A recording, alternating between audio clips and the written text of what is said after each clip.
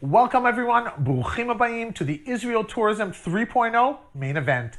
I'm Shai DeLuca and I am so excited to share this event with you and show what my tiny part of the world has in store for us for the 2021 tourism season. To start, I'd like to introduce you to my friend, Israeli Consul for Tourism in Canada, Gal Hana. Gal, take it away.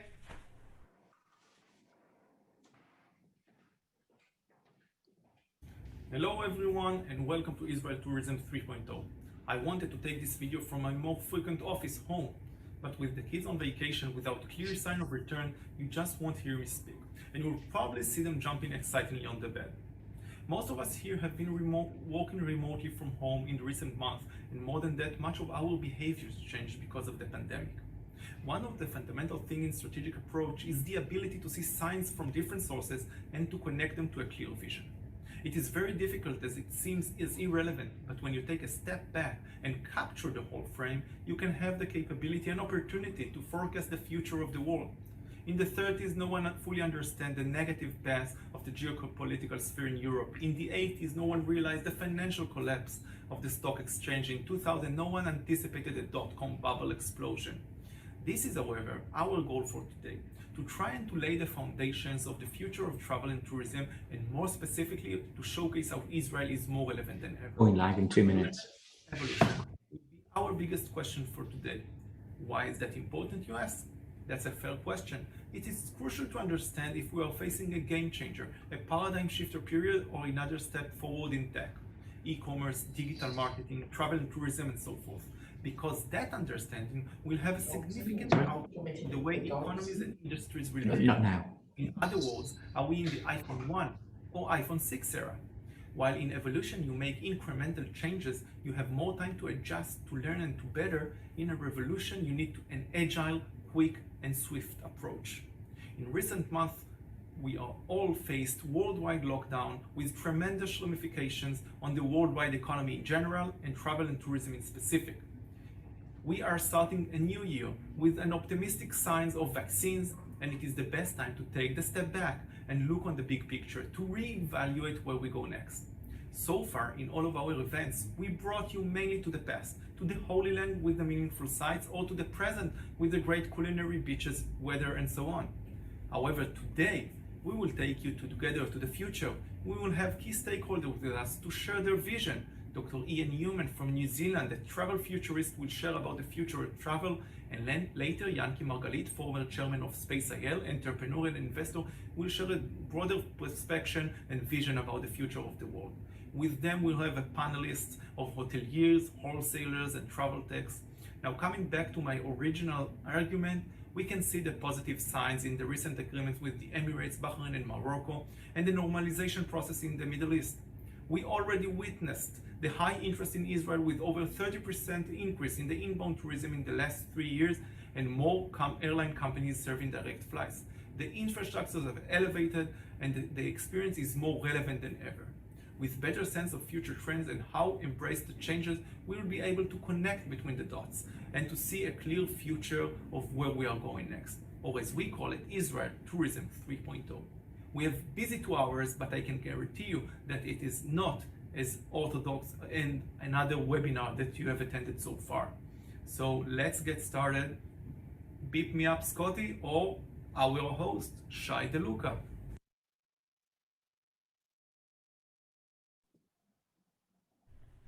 Thank you, Gal, and welcome aboard.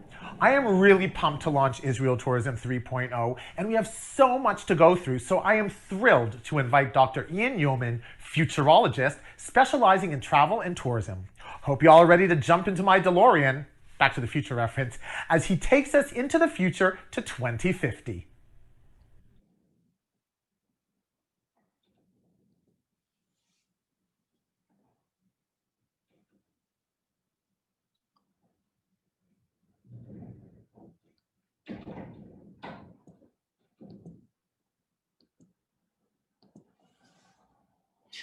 Kia ora, good morning Israel, or good evening Israel. How is everybody today? Okay, so my starting question is, if you fell asleep tonight and didn't wake up until 2050, how do you think the world would be different? What do you think will change? What do you think you would leave behind? So just reflect upon that, because we've had so much change in the last 10 years.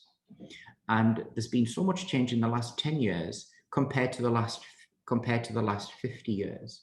And fundamentally, a lot of that change has been around technology and how technology has changed tourism in the terms of technological advancement. But some things haven't changed. And the basic thing that hasn't changed from a tourism perspective is, why do tourists go on holiday? And the reason why tourists go on holiday is fundamentally to reconnect with family, to enjoy themselves, to chill out, to relax, or simply to get a suntan or find some culture. So if you fell asleep tonight and didn't wake up until 2050, what do you think will be different and what in your world? So let's explore that concept.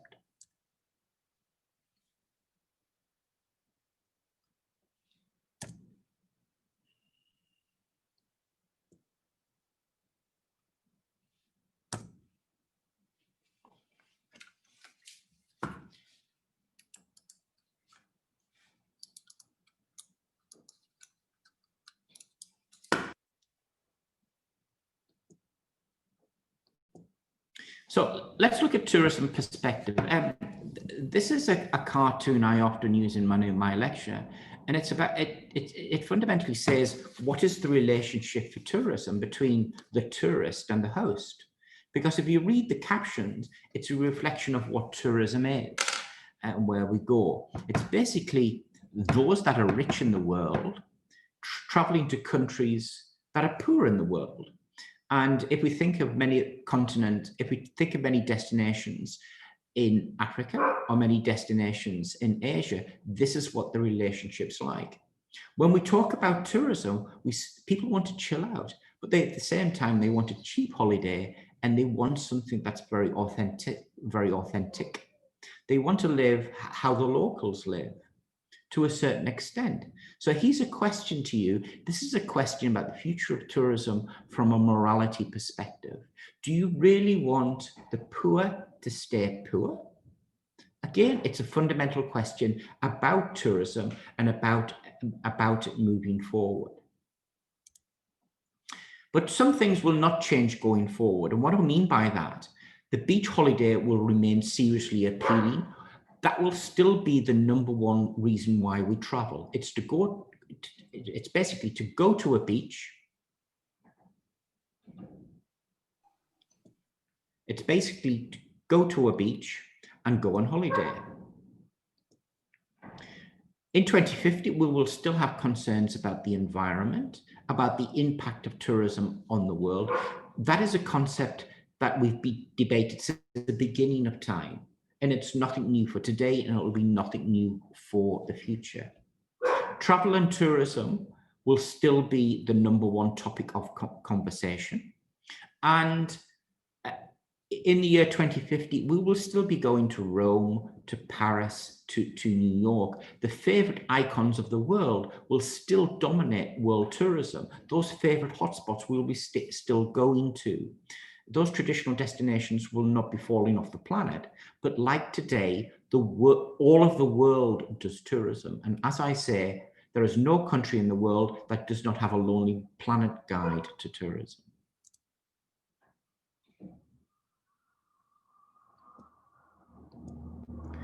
So let's talk about the elephant in the room. And that elephant in the room is COVID-19. And COVID-19 is nothing new. I actually wrote a paper about the present pandemic way back in 2004 and how it would arrive today. But the big issue is about our consciousness. The big issue is about how we understand the future and prepare for the future.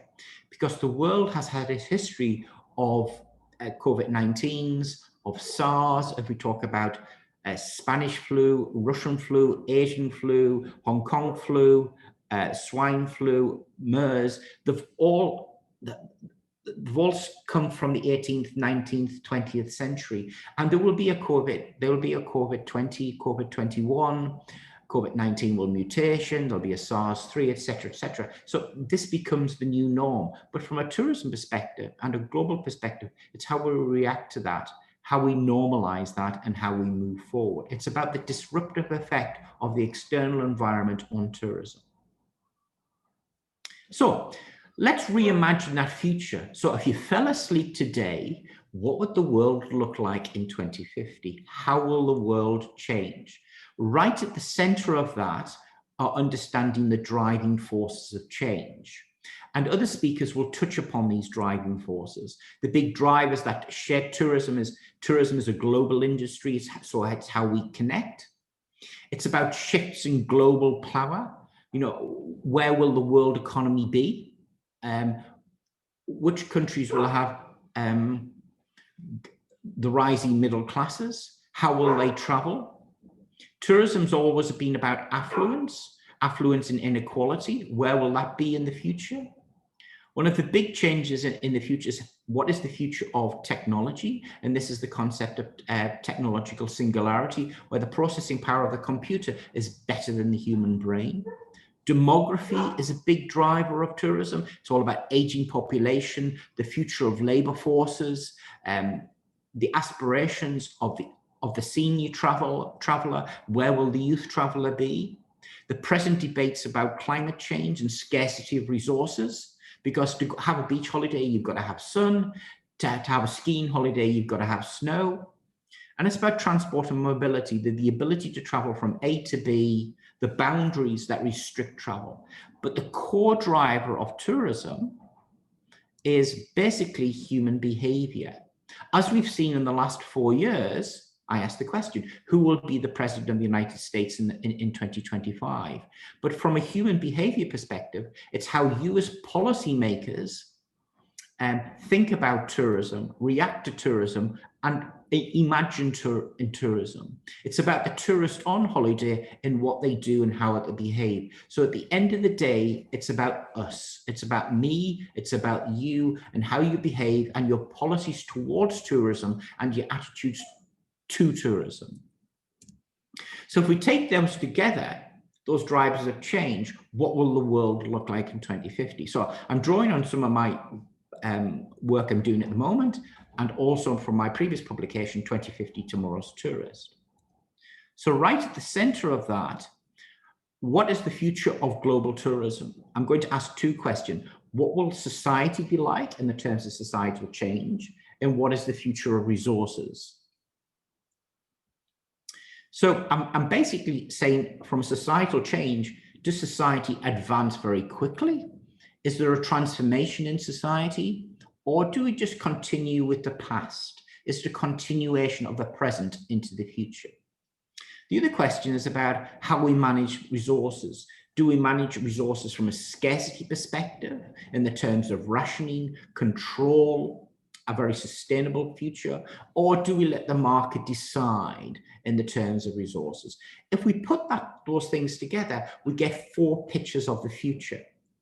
And I've got 4 scenarios. Scenario 1, aging societies, so fundamentally around demography. Scenario 2, crazy rich Asians based upon capitalism and the rise of Asia. Scenario 3, the right way forward, a sustainable future. Scenario 4, West world, and a different world. I'm very much thinking about the transformation of technology in society, which other speakers and your panel will discuss later. So 4 scenarios, aging society.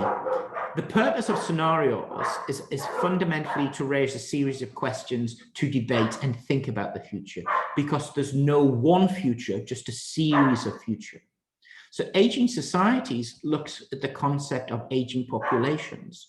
It draws upon new tourism trends like the ageless tourist, new attitudes or labor shortages. So there's many things to think about within that scenario, because demography is a very slow burning trend and it will have a significant impact on the future of tourism from 2030 and 2040. Whereas Crazy Rich Asians is all about, think about COVID-19 coming to an end, all of that pent up demand. And basically we're saying to everybody, we want to go on holiday, we want to party. So looking to 2025, a renaissance of tourism. Huge demand for tourism globally, because we haven't been able to do it for the last couple of years. But at the same time, there's a social divide between the rich getting richer, but the poor getting poorer in the terms of what is tourism. The concept of safety becomes more important. So basically, we look at tourism from a gated community perspective, and the poor are the servants of the rich. Whereas scenario 3 is about the right way forward, reimagining tourism. So this is about responsible tourism, minimizing negative social, economic, and environmental impacts, putting our best foot forward and saying this is the future we want and focusing policies on that. Whereas scenario 4 is Westworld. It's all about the HBO TV series, thinking about theme parks that are very fictional, Wild West, very exotic, where we role play the future, and there's no difference between the human and the android in the terms of that, and that's a very big concept of the way we're going. Just think of the changes that are happening from an automation perspective. Just think about the advances of technology and what technology is doing in the tourism experience. I haven't got time to go into the detail of each scenario, but I will talk about a number of signals of change. Those signals of change portray what the scenario is like and where it's going. So signal one relates to aging societies. And there's a theory called serious leisure user. Serious leisure user is the tourist that takes their hobby on holiday. And the classical example of that is the photographer. The photographer is passionate about their hobby and they travel. This is about the cyclist who does the cycling holiday, the Tour de France. This is like your interest in food and cooking on the TV program MasterChef. In scenario 2, Crazy Rich Asians, basically this is the world of the anti-trend. Basically, we're living in a world where I don't give a XXX about the future. I don't care about climate change. I don't care about the environment. It's about me, escapism, and enjoyment. Whereas scenario 3 is about the right way forward and the importance of tourism, because the present debate about the future of tourism is about communities, authenticities, activism, altruism, and what we can do for tourism to create a better society. Whereas Westworld, the final scenario, is already happening today. If you're a pop fan, I always talk about Hatsune Miku, who's a Japanese pop artist, but it's a hologram. People fill concert halls and stadiums to see this artist touring globally, and she's a representation of our relationship with technology. So what I've done today is just given you a flavor of tourism, and there's a number of key messages. Demography is the slow-burning driver. Take responsibility for your own future. Watch out for technology because it's coming fast, and it's the virtues of capitalism that will change things. So there are pictures and many of those areas for you to debate. There's not one future, just a range of futures. Thank you very much.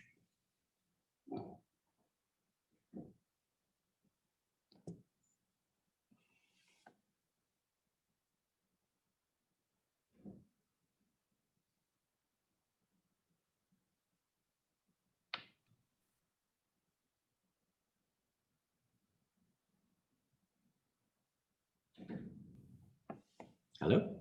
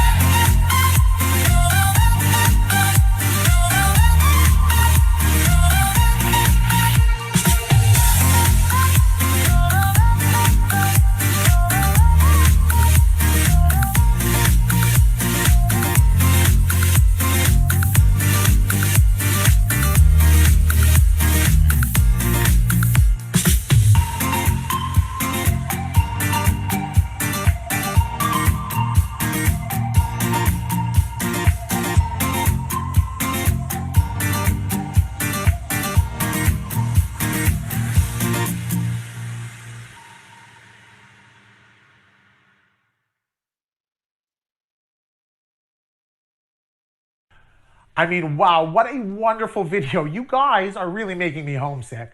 I just love Tel Aviv. And what an inspiring TED Talk by Dr. Yeoman. Let's start our first panel, a short intro to hotels. Let's talk about personal experiences, maybe? Hello everyone, Hospitality Panel, here we go.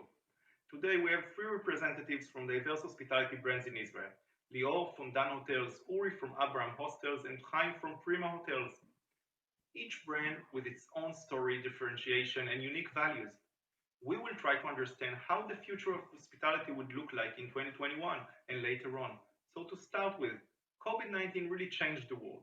How did you adjust to the new situation, and what were the feedbacks from the domestic travelers? Good evening, everyone from Tel Aviv. I'm excited and glad to be part of this special event. Thank you, Gal, for inviting me.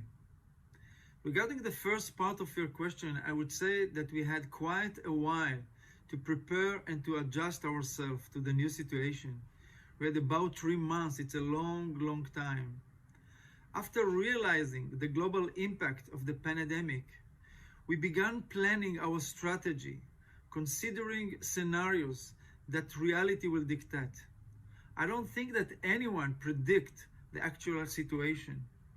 We at the Prima, we feel that we had succeed to respond quickly. We have created and implemented new protocols and regulation. We have made the necessary adjustment regarding our hotel staff conduct, room cleaning, hygiene, and beverage, social distancing, etc. Our goal was to make sure that our guests will feel safe and be safe. First, I would like to welcome everyone and convey my sincere hope for a better and less challenging upcoming year. COVID-19 caught us all by surprise, like no other reality game-changer crisis before. It forced us to go deep down, as far as creativity, in order to adapt to the new era without knowing its duration or how long it will take. From the start, we knew that we should rely only on our domestic market, since quite a few market segments simply ceased to exist. We took, of course, in consideration that our customers would be facing a similar problem, where they will be obligated to change their traveling and vacation habits. What we found, which was very interesting, is that the domestic market easily accepted the new and different regulation and reduced known services rendered and graded us accordingly and even higher. We had some excellent feedback from our Israeli customers during the summer. We did some adaptation within the room types and the rooms and the services we gave, mainly to cater to Israeli families. We also adapted new tours to Israelis, interesting tours that suited this market segment, and overall we got great reviews, much better than we anticipated, because we did that in a really short time. All this adaptation. Wow, that was some fruitful thought. Lior, Dan has many hotels in Eilat, a green region. How it was so far? What was your experience? The Green Island region was an idea originated by the municipality of Eilat together with the Eilat Hotel Association. The idea was based on the following condition. 1. All city residents being tested and COVID-free. 2. Since the region has only 2 exits, so it would have been very easy to monitor every entrance and every exit. Third, but not least, no entrance to the city will be allowed without presenting a 72 hours valid negative result of a COVID-19 test. Thank you. The Green Islands were indeed a success, and we also heard great feedbacks. Uri, Abraham Hostels and Tours are well recognized by a special and unique experience, both in regards to the hostels, but also in regards of the tour. How do you deal with such an impact on shared experiences like the COVID? Abraham Hostels and Tours are actually two companies that give a whole experience to the traveler. We have 3 hostels, one in Jerusalem, one in Tel Aviv, and one in Nazareth. And we are renovating right now our 4 hostels in Eilat that is supposed to be opened in April this coming year. Our tour company hosted in 2019 around 100,000 tourists. Every day we have daily regular tours living from the hostels, and our objective is to give a whole complete experience to the traveler coming to our hostels, taking part in events that we have at the hostels, and leaving for tours, relevant tours that he finds suits most his experience objectives. You do have amazing tours, and the experience in the hostels is something else. Chaim, Q3 of 2021 will be the Jewish holiday season, which is highly relevant for Prima chain.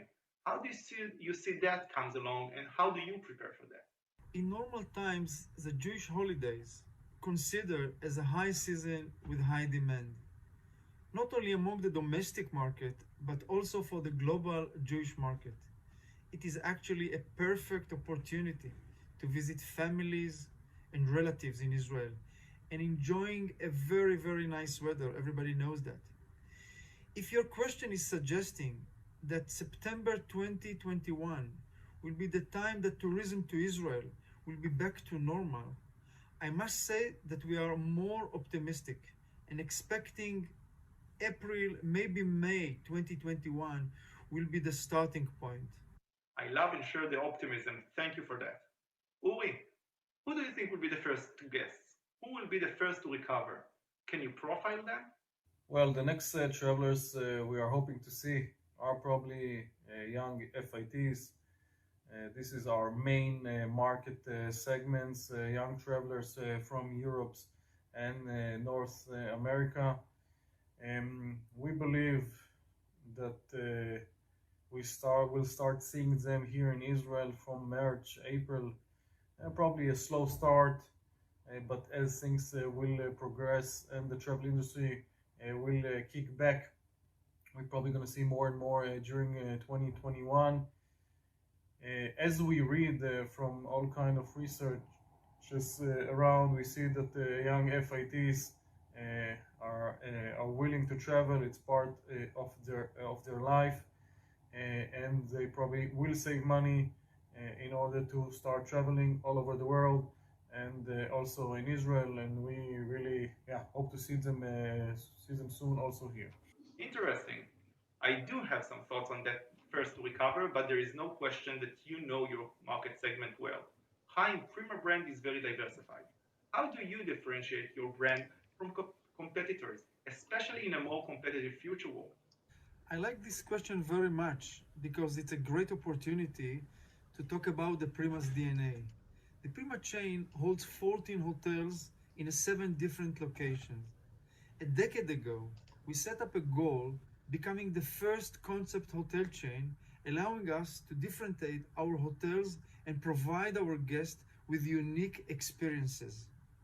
Each hotel has a different vibe, a different story to tell, inspired by the area it's located in, and it's represented in design and content.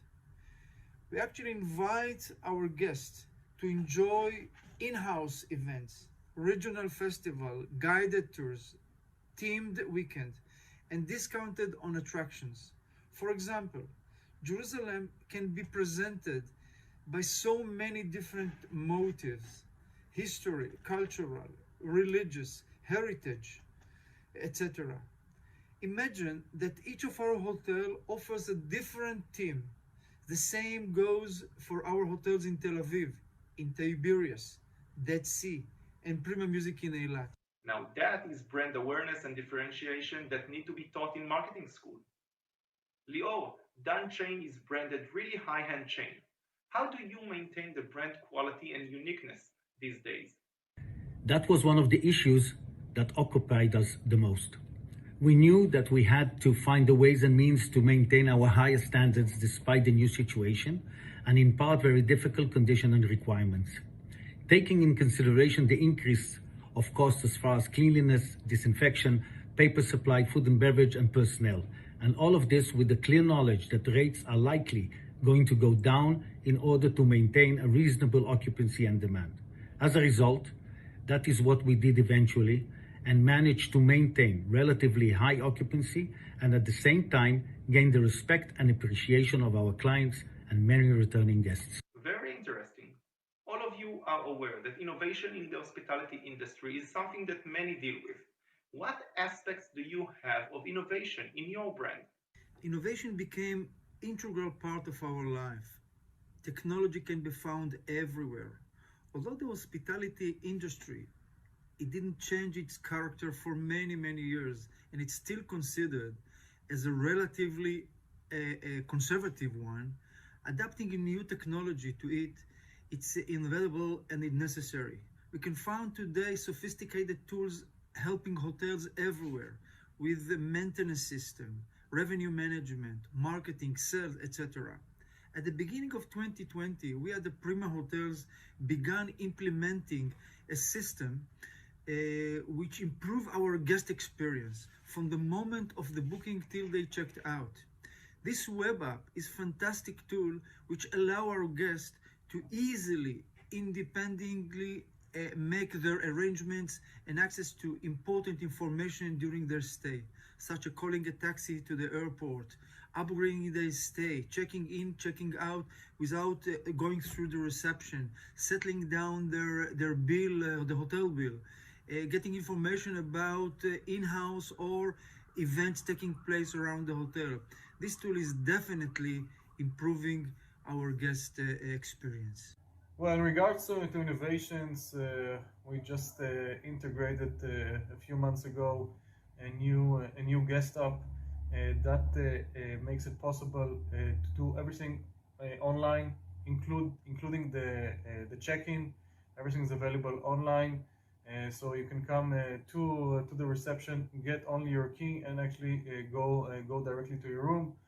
Of course, we're more than happy to give information within our information desks, but this new guest app also makes it possible for online checking and then guest communication during the stay and after the stay via emails, push notifications, SMS, text messages, and WhatsApp.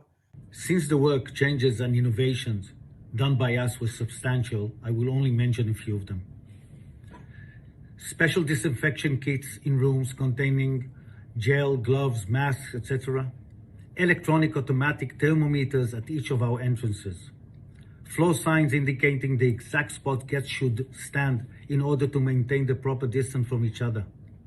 Creating glass partitioning in each counter which provides service. Preventing guests to serve themselves by changing our self-service buffets in our food outlets to glass front and display cabinets and serving them by our staff and cooks. A huge amount of disinfection standpoints at every corner. A big amount of large TV screens spread across our public areas, emphasizing the special health and conduct regulations and repeating them constantly. Wow, that is nothing less than inspiring.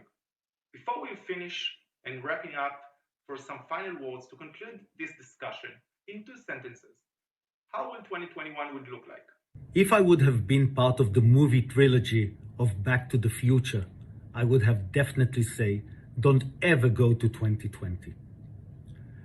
But if to be serious for a minute, I would like to think that in 3 to 6 months, COVID-19 will become history and making 2021 one of the best years in the past decade.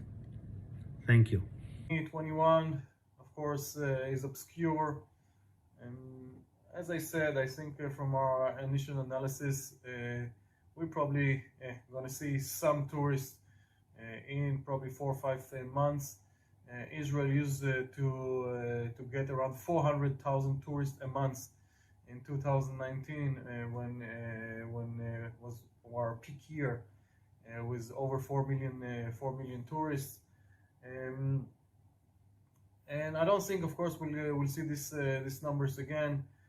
But I think there is a big trust in Israel as a country that dealt very well with the COVID-19 crisis, and I think Israel is probably going to be one of the first countries to be vaccinated, and will be able, first of all, to take care of the health of the Israelis, but of course also to host here tourists coming from all around the world that will feel here safe.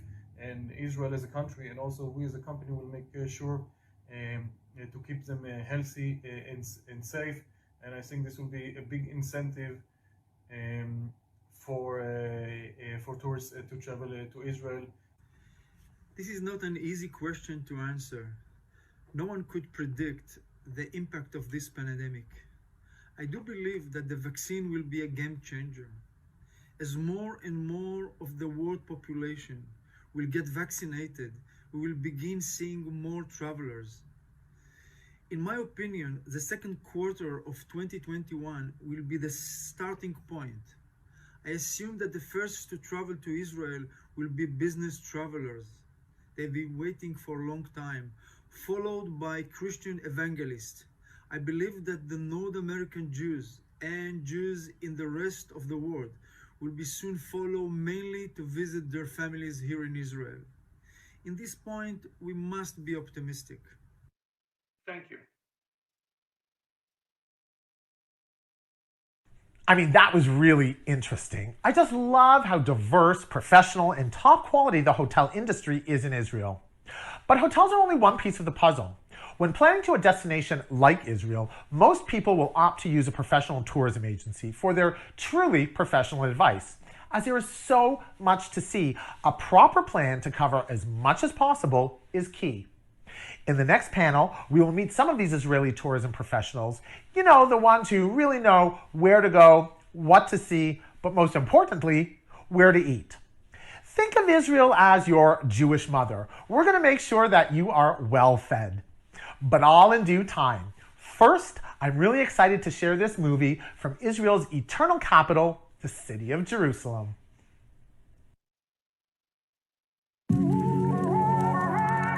Jerusalem is modern, ancient, it's hectic, patient. Jerusalem is a beauty to behold. Its walls are old and domes are gold. Jerusalem is spicy, dynamic, it's iconic, panoramic. Jerusalem is inspiring, unique, it's simple and chic. Jerusalem is brimming with styles, vibrant, charismatic, abundant smiles. Cobblestone streets, colored with sweets. Eclectic orchestra of authentic beats. It's the shoot, the basta, the shawarma. It's all about good karma. It's people, gates and views, culture, art and muse. Jerusalem is tradition, innovation. It's about openness, recreation. It's a city, destination, a goal. Jerusalem is how it feels to be whole. It's the knowledge, the courage, the drive to create. It's the source, the spirit, the reflection of faith. Jerusalem is Israel. It's Mediterranean chill. Jerusalem is real. Everyone understands that experience means everything these days. And when in Israel, the experience is really one of a kind. In this panel, we will focus on the tourist experiences from the one who knows that the best. Hello to our panelists, Sharif from Nazarene Tours, Amnon from Eshet and Incentive Conferences, and Arti from Peerless. The Zoom and digital phase that was forced on all of us caught us by surprise and required the massive changes in the way we operate. What you change in that regard? Hi, everyone. Thank you for having me. 2020 definitely has been quite a hectic year for all of us. I'm sure everyone on this panel would agree with me. So first of all, I would like to take an opportunity to wish everyone a happy and prosperous 2021. So Happy New Year, everyone. Yes, the main challenge of this Zoom year was definitely our inability to interact in person with our clients and partners. The value of human connection is very important in our organization. From the most basic customer service levels through our impeded ability to visit our clients and guide them through a life-changing journey to Israel. But we also had the opportunity to undergo significant internal changes in updating our IT infrastructure to enable our 80-plus travel specialists to service our customers remotely and with no interruption. Through the beginning of this, obviously the volume of new bookings significantly suffered during the border lockdown. And after coordinating an immense amount of cancellations and rebookings, virtually all our agents reported significant increase in highly specialized consultations for their clients all around entry permits, travel restrictions, and more intricate insurance products surrounding COVID-19. and obviously the expert advice of our travel specialist on how to wisely approach destination picking and bookings for 2021 and 2022. Good evening. The COVID crisis taught us to use different communication methods, Zoom, etc., as well as virtual events and virtual tours. I personally believe that once the vaccination will be implemented around the world, tourism will continue to be almost the same as it was before the COVID. The only thing which will be left will be the way we communicate between ourselves, between us in Israel, at Eshet Incoming, and our partners and agents around the world. We will definitely use much more of Zoom and similar methods to communicate and make presentations. The Nazarene sales team is very active and constantly working in promoting our brand all over the world. Until 2019, the majority of our sales and marketing was carried out in person. We made sure to participate in as many international trade shows, road shows organized by the Ministry of Tourism, as well as organizing fan trips for our clients and decision makers. Unfortunately, the COVID crisis put an end to these activities, and we were forced to shift our efforts into the digital age. We sped the process of our website, which was under development. We invested in marketing via social media with an emphasis on LinkedIn. Like most businesses, in this pandemic, our company meetings turned into an online virtual meetings. Our offices were emptied and our meeting rooms have not been used in over a year. Virtual meetings became a primary tool in our work. If previously we met with our clients face-to-face, nowadays we are conducting these meetings virtually.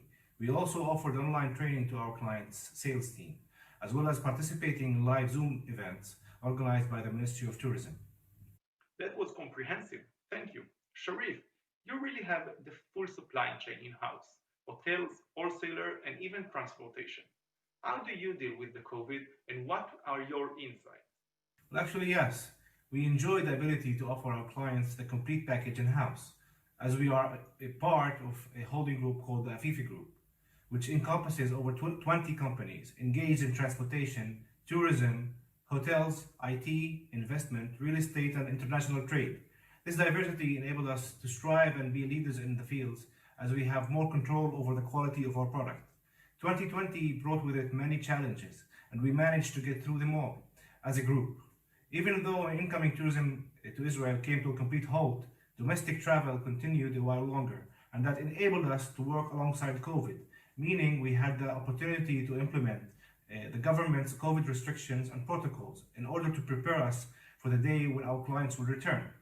And we will be able to offer them the same quality service whilst keeping the tourist as safe as possible. All the Afifi Group staff, in particular the staff in the travel industry, underwent training on the new regulations provided by the government, such as mask wearing, social distancing, disinfection, and sanitization. A few examples of the new protocols implemented in the country is entry to the hotels is only permitted for hotel guests, with a strict rule of mask wearing in public areas of the hotel. Temperature checks. Social distancing guidelines will be in effect in the dining room, with assigned seating for the entire duration of the guest stay. As for transportation, allocated seating for each tourist, as well as fixed guide and driver for the entire duration of the trip. Buses will undergo disinfection after every tour, as well as daily disinfection of the bus handles by the driver, with hand sanitizer available on every bus. Thank you. Now to you, Artsy, as a local representative of the Canadian industry. When in Israel, where is the first place you are going? And what are your hidden gems when sending a group or an FAT to Israel? First place I visit is a bit of a tricky one. As someone who grew up in Israel, I personally start with visiting close friends and family, of course. But, the inner circle joke among Israelis that sometimes we truly prefer to skip the formal family obligations and just be a tourist. Most Israelis living abroad say semi-objectively that there's no better place to visit as a tourist than Israel. Apart from all the well-known historical and religiously significant sites that are the absolute must on every trip, I usually recommend both groups and for FITs to start in Tel Aviv. Skip the bus rides straight after a long flight and head straight to the busy streets of Tel Aviv, absorb the culture, the noise, the beach, and most importantly, on the first evening that you're there, enjoy the culinary extravaganza Israel has to offer. The unique culinary fusion Israel has to offer is probably one of its best kept secrets. Most of the more chic food spots could be in high demand and require advanced bookings. But if you have the time to look into them, and always welcome to contact us for recommendations, it's totally worth it. Local standpoint is indeed important perspective. Amnon, MICE is really expertise with Eshet. Why do you think that MICE is relevant for North America and Canada in specific? The last 5 years has been amazing years for Israel as a destination for MICE worldwide, but with a big focus on North America. 2019 was the best year ever for Israel, with 2 of the largest events ever been to Israel. Our company, Eshet Incentive and Conference, was privileged to handle almost 5,000 people from the United States, WSB Financial Services in September 2019, and 2 weeks later, 3,500 for Mexico and South America, OmniLife. The only thing which was left are memories and this beautiful polo shirt with WSB. Wow, I do dig your shirt. I heard it was wonderful journeys. Sharif, what adjustment did you do in your product, and who do you anticipate to be the first comebacks to Israel? Nazarene Tours aim to increase the products and services it offers, meeting and exceeding the evolving needs of our customers. In line with our group's philosophy, we provided friendly, efficient, and attentive service. When the COVID crisis began, we immediately started thinking of the future and how travel will resume once our border reopened. Social distancing was the main talking point, so our first thoughts were that group travel will take the longest to recover, and decided to divert all our energy and efforts towards FIT department, as in small groups or family groups. It would be easier to observe the social distancing as a way for safer travel. Thus, we work on filling our basket with products that suit this market. However, much time has passed since then, and all the information we gathered or received from all over the world said otherwise. Even the numbers from our existing clients clearly say that group travel, to be more exact, Christian pilgrimage groups, will not be affected as we expected, but rather it will be the first market to make a comeback. We will only need to adjust all our existing products to the health and cleanliness regulations issued by the government, such as wearing face masks while in public, limiting the number of passengers per group, social distancing, regular disinfection of motor coaches, hotels, tourist restaurants, and many others. Interesting. Amnon, some suggest that the faith-based travel will be the first to recover. What are your thoughts on that? It's me again. Faith tourism is one of the most important markets for many countries, and certainly to Israel.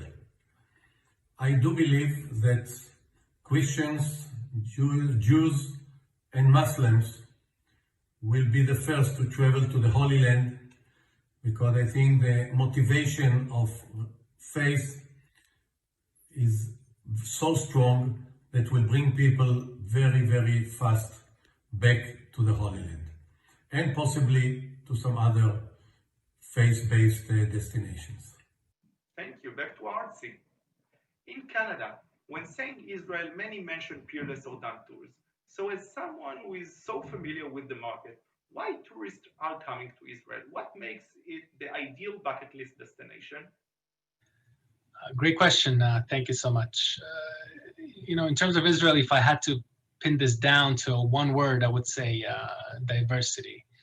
The surpassed diversity of so many unique experiences in one tiny place. The polarity of this country is truly second to none.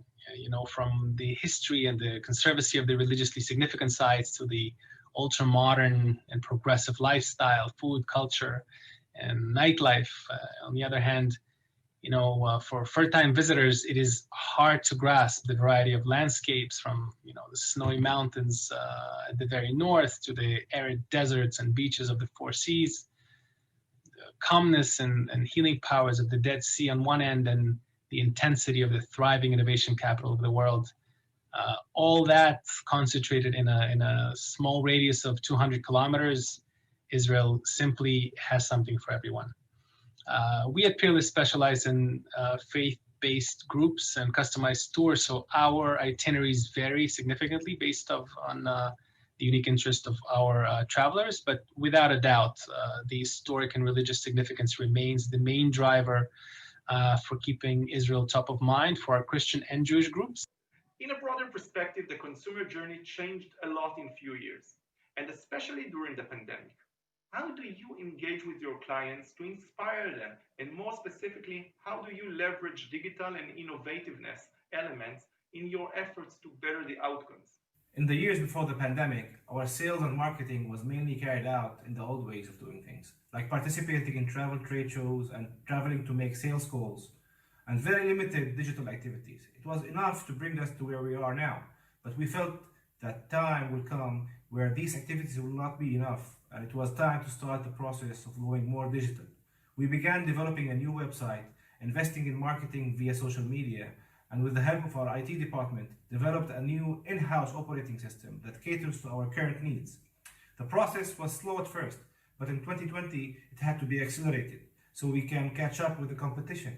Tools such as Zoom, which were secondary, suddenly became a primary tool in our activities. In 2020, our clients were restricted to their homes, and we had to find ways to get to them and give them a taste of our product. So when the time comes, they will want to visit the real thing. We had our guides host online experiences where they brought a little bit of Israel to their living room and gave them the possibility to interact and ask questions. The feedback was amazing, and all who participated cannot wait to come. That also made us want to find more ways to put our products out there within the client's reach. So we have a project in the making, creating our own virtual tours, which will give the client an experience that will make them want more. I don't believe that in the post-COVID era that the digital activities will totally replace the old way of traveling to participate in real face-to-face events, as these activities will definitely resume once it's safe to travel. However, I'm 100% sure that the scales will be shifted in favor of the digital activities. Good evening. In recent years, we have noticed a certain change of tourism to Israel with smaller groups, more individuals travel, parties and families, and which are looking also to include more of outdoor, desert, and to include social responsibility activities. I believe that around spring, when tourism will be back to Israel, this direction will be strengthened, and I think that definitely during 2021 we'll see smaller groups looking for more outdoor and also innovative elements like more culinary tours, wineries, bike tours, and some hiking as well. Yes, the consumer journey has definitely changed quite a bit. As I mentioned in my previous answer, the inability to interact in person with our customers and suppliers and partners definitely presented a tough challenge for all of us. We have, of course, opted for scores of virtual Zoom presentations and considered other options like virtual conferences and events. Unfortunately, the feedback that we have received from our valued customers was not as enthusiastic as we had hoped. I guess all of us are getting closer to getting zoomed out, so to speak. Other efforts to get our clients inspired under the tagline get inspired now to travel later, be it on social media or through our direct email campaigns, definitely had better traction. So we were glad to see our clients interacting with us through the media channels. But let's face it, no virtual event would ever be worthy substitute of experiences, the nature, culture, food, and history of Israel in person. So that's why we do what we do. And all of us, along with our customers, can't wait to see Israel reopen their borders and for all of us to fly again and see this wonder. Last thing to finalize the panel. Please share with us your thoughts for 2021 in 2 sentences. When the innovators will resume travel, who will be the first to recover and where they will go? 2021 will be a year of recovery for the travel industry. We said goodbye to 2020 with the gift of the vaccine. Now, with the vaccination campaign underway in Israel, we have an excellent opportunity of being the first in the world to vaccinate most of the population, and thus we'll be able to remove the restrictions enabling incoming tourism to resume, pending the government's decision. According to experts, with the current rate of vaccination, it is expected that the majority of the population will be vaccinated by the end of March 21. If prior to the vaccine, we were talking about the return in the fall of 21, now we are hoping for a much sooner return in the spring of 21. The first to resume travel will be the Christian pilgrimage groups, as these travelers have Israel and the Holy Land on top of their bucket list. I thank you all for joining us today. Even though it is already the end of January, I want to wish you all a happy new year, full of health and prosperity, and see you soon in Israel. The first travelers Israel will see after the lockdown is lifted are without a doubt family members visiting their loved ones, and faith-based groups for whom visiting to Israel signifies a higher calling. But to bring back the average traveler will be much more challenging, especially when many around the world will feel the financial strains coming out of this economic crisis. Let's face it, a visit to Israel has become a high-ticket item over the last decade.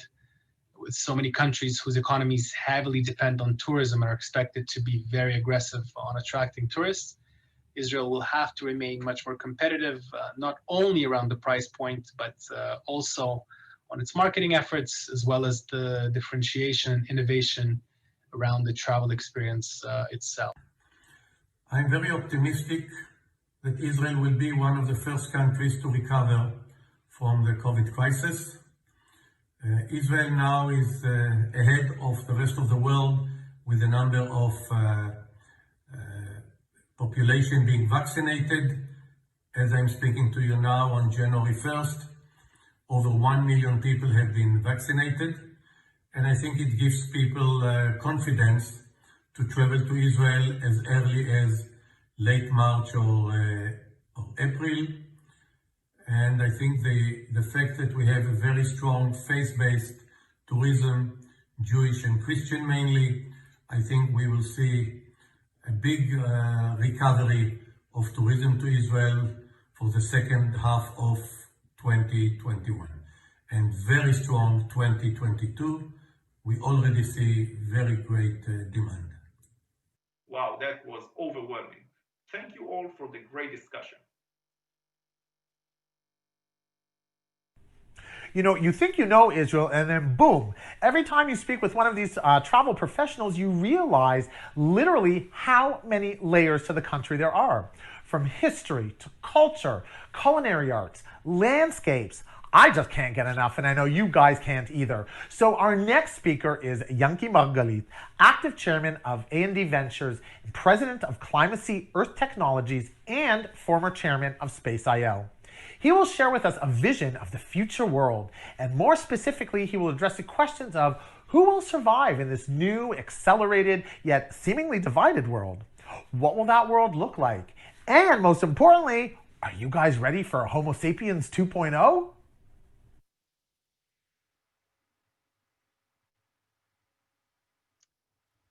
Thank you, Shai. And let's start. Well, allow me to show my presentation with you. Okay. And here we go. I have a very positive message for you today, and it's a simple message, straight and forward. The future is going to be better. Actually, it's not a new message. We have seen the future becoming better and better for decades, for centuries, for thousands of years. But from time to time, I think it's a good opportunity to reflect on where are we going to, how the future is going to look like, and why I believe the future is going to be much better. Hopefully you see my presentation now, so I'll take it from here. I started my career as a computer man, as a programmer. I built my first own computer. I started my first company in Israel many years ago. It was publicly traded on NASDAQ. I sold that company.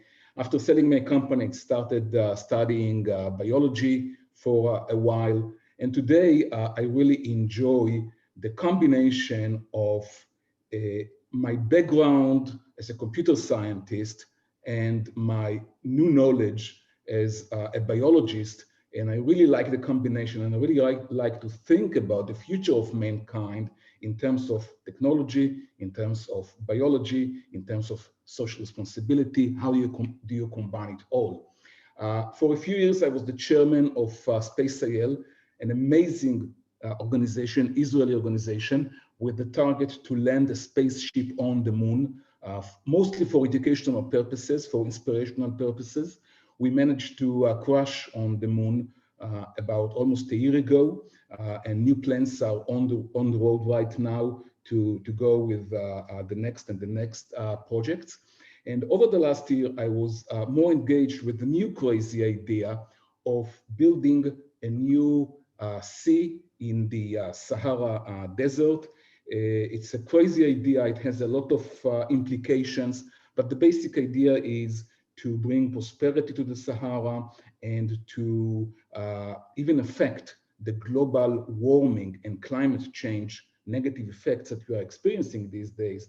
And by mitigating sea level rise, somehow prevent millions of refugees in the future due to climate reasons. So this is really what I'd like to do these days. I'd like to go from one impossible crazy idea like landing a spaceship on the moon to another crazy idea like building a sea in the Sahara.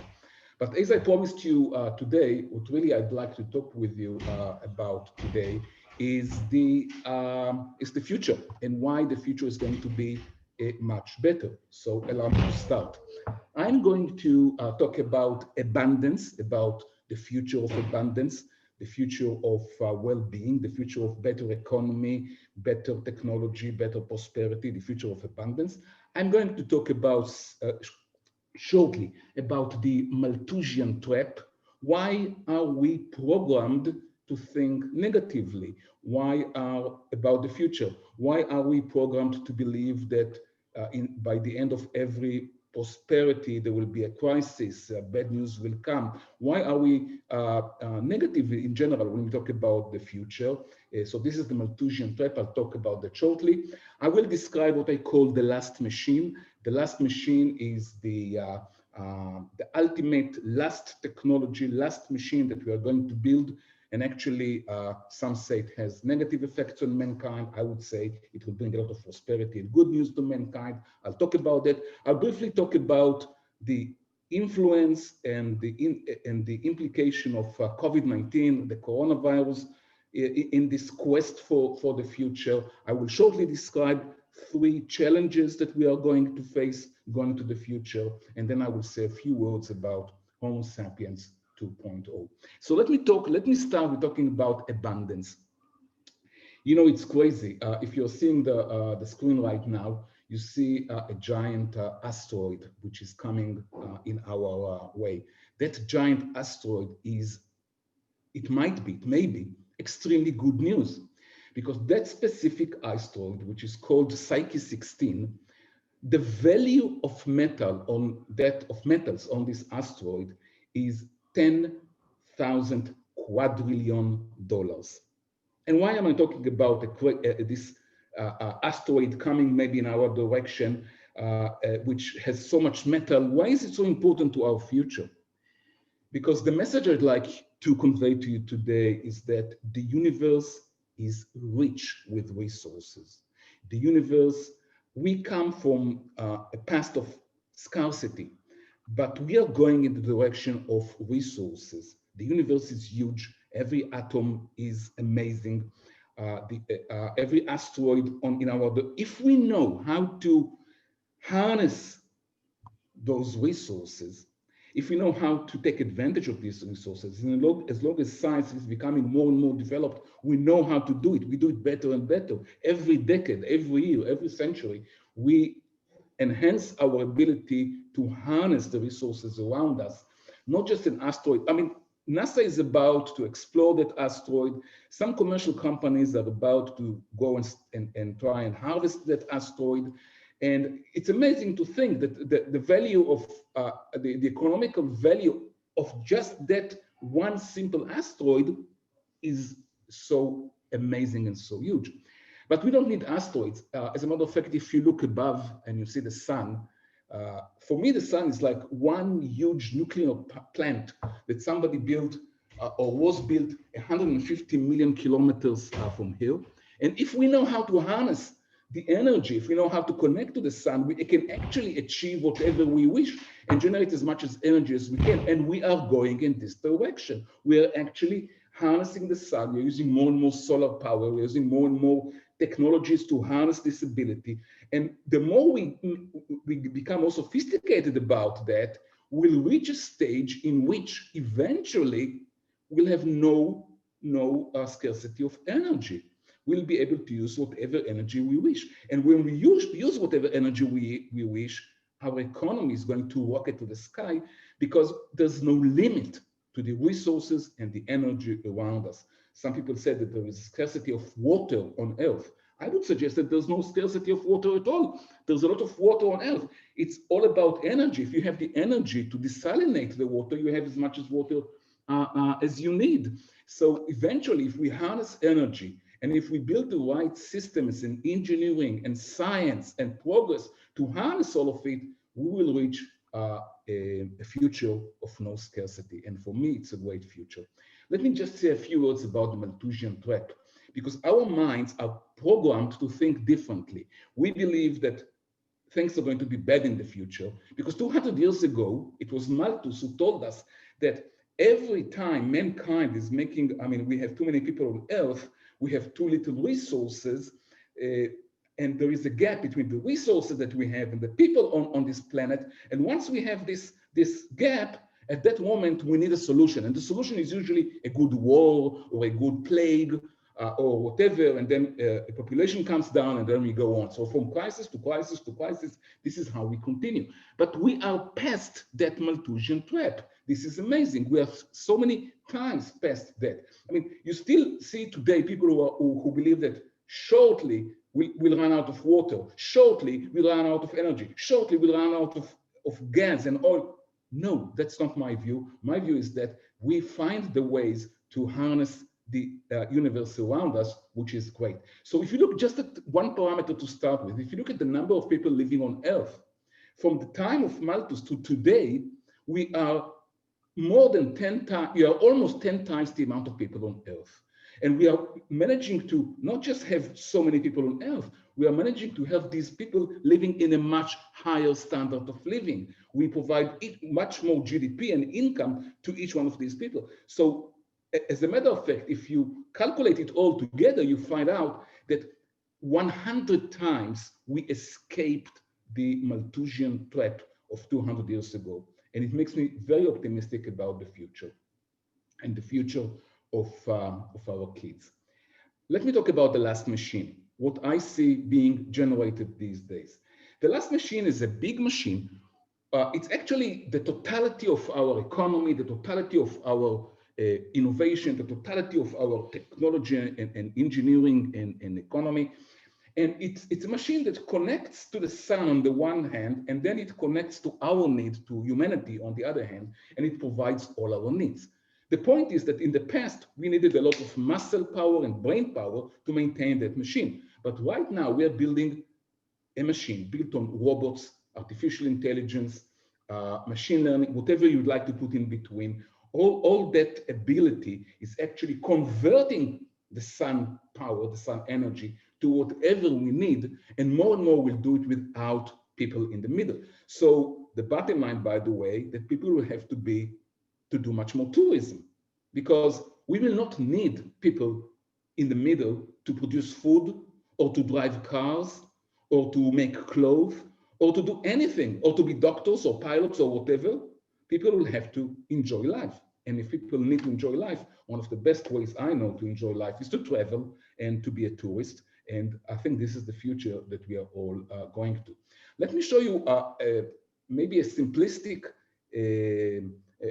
way of how this last machine will work. We'll connect solar powers that will collect energy from the sun, collect the energy, and now we have a line of robots and software and artificial intelligence to plant the seeds, to harvest the seeds, to grind the seeds, to make the bread, to deliver the bread. We don't need people in the way to manufacture whatever we need. And it's not just food. It's food and cars and houses and clothes and everything. This is the last machine.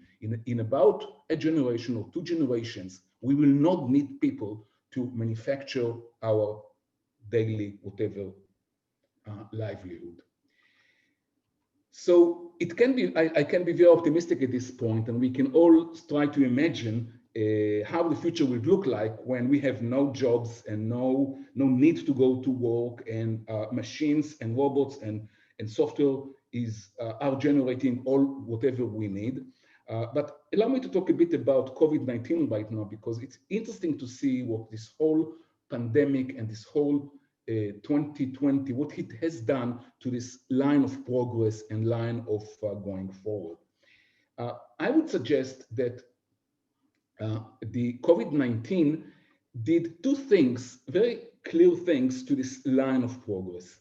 One, it accelerated the process. I call it digitization. It accelerated digitization. We all became more digital. We all became more dependent on machines and technology and computer and AI and whatever. So with COVID-19, what we have seen is that this whole process that I was describing is now accelerated. It's happening faster. We are becoming more and more digital. And by becoming digital, we become more and more advanced. And then this is going forward. But COVID-19 had another implication on the future, as far as I can tell, which is it created another process, or it drove forward another process of speciation, of division between those who are connected to the future, those who are connected to technology, to science, to innovation, and those who are not. Because if you have a job which is not related to technology and science and innovation and prosperity in the future, you are being left behind now. And if you have a job which is more connected, you are being pushed forward. If you have a lot of computers at home and your kids can study at home, your kids study at home. If you don't have computers at home and you are not connected and you don't know how to use the technology properly, your kids don't study properly at home. So on the one hand, what we have seen right now is that we are all becoming much more futuristic, much faster. But on the other hand, we see speciation, which is part of humanity is being thrown back and part of humanity is going forward. And I believe that we should be aware of this process, because we have responsibility. Part of our responsibility is to make sure that as many people reach the future. When we talk about speciation, I'll quickly go over it. We are being divided between people of the future and people of the past, the digital people and the analog people, the rich people and the poor, the connected and the disconnected. And I would suggest that if you belong to the future, if you are digital, if you are rich, and if you are connected, you are becoming more and more the new Homo sapiens, the new Homo sapiens 2.0, the future man. While if you stay in the past, if you remain analog, if you are not rich enough, or we are not connected, you stay with the old generation. And I think that we have a responsibility here, not just to go to the future, but to bring as many people as we can to that future. But let's talk about the other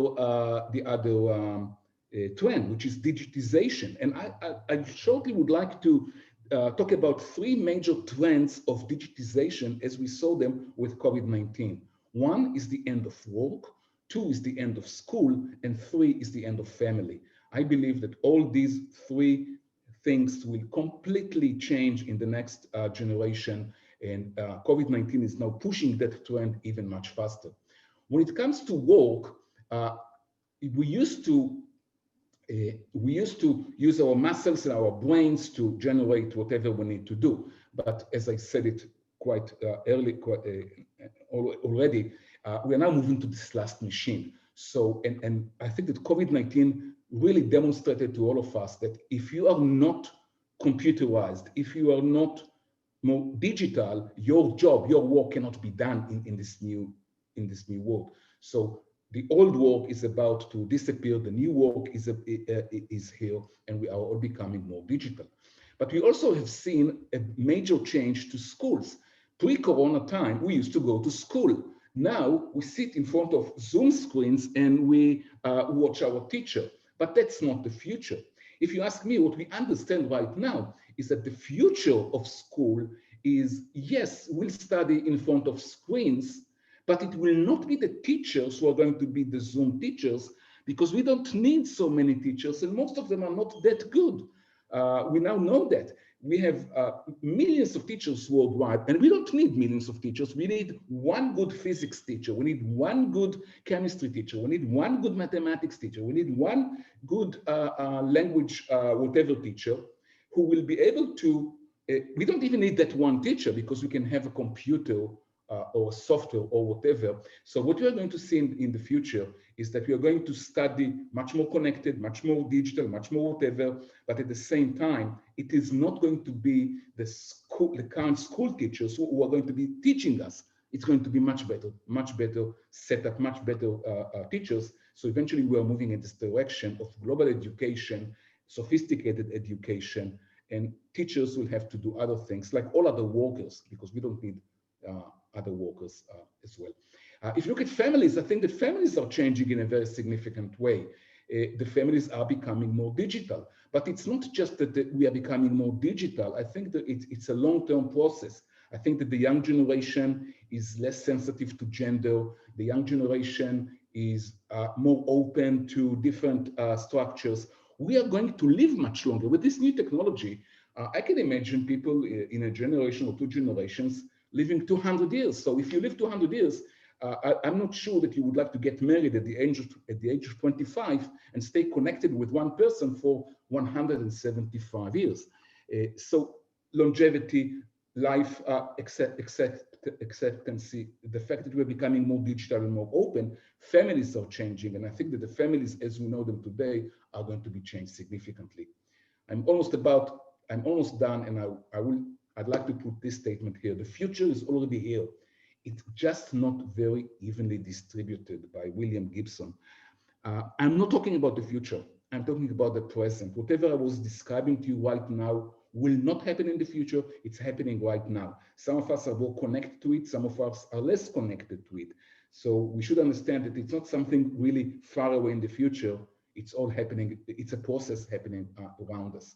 While this is happening, I'd like us to pay attention to three major challenges that we will have to address if we want to reach the future in a good way, and if we want to reach the future in a fair way for most of the people who live on Earth right now. And I think there are three different challenges that we have to address today, and it's clear more than any time else. We need to address the challenge of the war on truth. What is true and what is fake news? What is an interest and what is morality? What is news and what is fake news? So I think that unless we combat that challenge, a lot of humanity will not reach the future, because they will stay connected to old news. They will stay connected to old truth. They will stay connected to lies. They will stay connected to, they will not be connected to the future. So I think it's a clear and challenge for around us. And schools and countries and families and people should be much better educating and be educated about what is fake, what is true, what is scientific, what is not. Why should you get vaccinated and don't? And how do you consume news and truth and whatever? So that's the first challenge. I don't think it's an easy challenge. The second one is the challenge of Earth.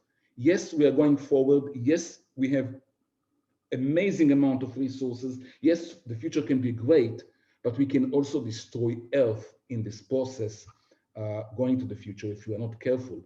Climate change and Earth and diversity, there's so many risks that we are experiencing right now if we are not careful. And I think that if we run too fast or if we are careless or we don't pay attention, we may lose it all. So this is the second challenge that I would urge us to look at. The third challenge that I would urge us to look at going to the future is the war on wealth. It's part of the speciation of some people going backwards and some people going to the future. I think that if too many people are going, if we don't take the responsibility and people are going backwards, and the gap between the extremely rich people and the non-rich people are becoming larger and larger, it endangers all of us, and it's immoral. So I think this is a real challenge that we have going forward. But to summarize, I'd like to say optimistic. I think that for generations and for decades and for thousands of years, we are making progress. The world is not the Malthusian trap. It's not up and down, up and down, up and down. It's not a circle. It's not a ball. It's not going up and going down, bad and good, bad and the world as we know it, humanity is making significant progress for thousands of years. And I'm optimistic that we will continue to make that progress as long as we fight the three wars on health, wealth, and earth and truth. I think that we have a good chance to reach the future, and we have the responsibility for our kids to reach that future, the responsibility for Homo sapiens 2.0. Thank you very much.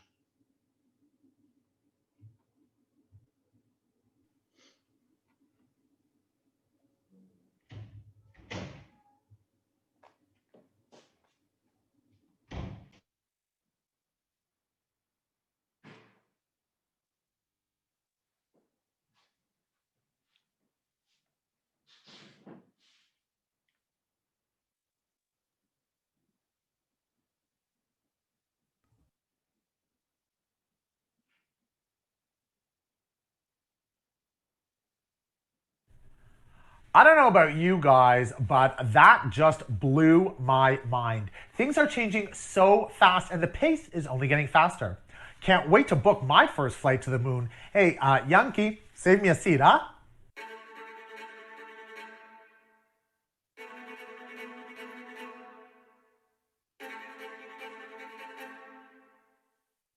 Come to Israel to experience the coolest adventure ever. In this small, magnificent country, you'll discover stirring stories of the past steeped in primordial, unforgettable landscapes. You'll find inspiring deserts, towering peaks, and quiet beaches with glistening sand. You'll discover traces of history's most fascinating figures, trailblazers, preachers, emperors, kings, and conquerors, which were all captivated by its charm.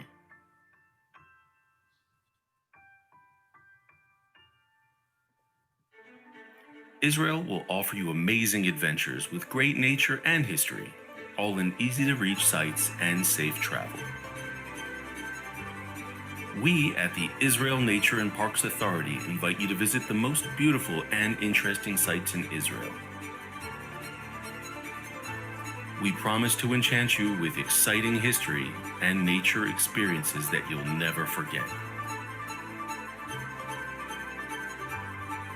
So, we'll see you soon.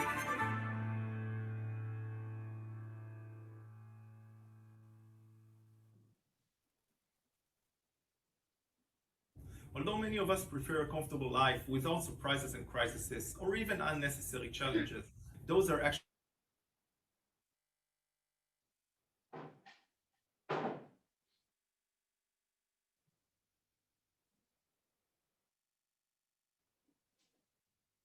actually catalyst for improvement and innovation, understands risk and the other opportunity. And it holds the perception that Winston Churchill described so well in his phrase, "Don't ever waste a good opportunity." Israel had many challenges over the years that contributed to the innovation and creativity ecosystem. They were the main reason that Israel has been recognized as the startup nation. The lack of water forced us to invent the sophisticated water trips. The need to reduce traffic invented ways, the navigating app. The need to save lives on the road invented Mobileye. And those are only few examples. The necessity to address issues forced us to get out of the comfort zone, and this is the game changers that motivate us to move forward. In our last part of Israel Tourism 3.0, we will meet the innovators, the entrepreneurs, the minds that are trying to leverage the crisis for a better outcome. Travel tech is a word that's thrown to the air very easy, but in Israel we take it seriously, and soon you will see some of the promising new technologies in that area. The innovation, though, doesn't stop with the private sector, and the ecosystem is formulated with diverse landscape of stakeholders to make it really good sandbox for innovation. With that, I want to invite Ilanit Malkior, the Director of Tourism for Jerusalem Development Authority, to speak about the role of the city in promoting innovation. Gal, thank you so much. It's really exciting to meet all these wonderful people, even though it's through a Zoom, but it's better than nothing. So when you think about technology, you definitely do not think about city like Jerusalem, which always stands for values of heritage, histories, a city that was made by stone. But we would share with you also later on with our great team here, led by Nofar, some of the new initiatives, innovative one from the city of Jerusalem. So I think that all of my colleagues and friends spoke about how COVID affected our life. What is it going to do to tourism, to the state of Israel?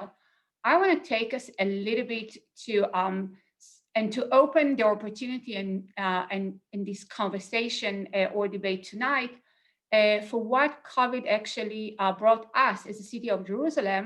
And I think that also to many other destinations, what we need to do in terms of transformation of our way of thinking. So when I look before COVID, where we were occupied with the city of Jerusalem, we were really working very hard to see how we are going to grow demand to the city of Jerusalem. We are counting tourists all the time. Gal, I'm sure you will agree with me that also the Ministry of Tourism were doing the same. We were looking, did we manage to get 3 million tourists, 4 million tourists, etc. I think that one of the things that COVID made me think about is not only about the amount of the tourists that are coming here, but actually what is the kind of the experience that we are going to give tourists while they're going to come back to the city of Jerusalem.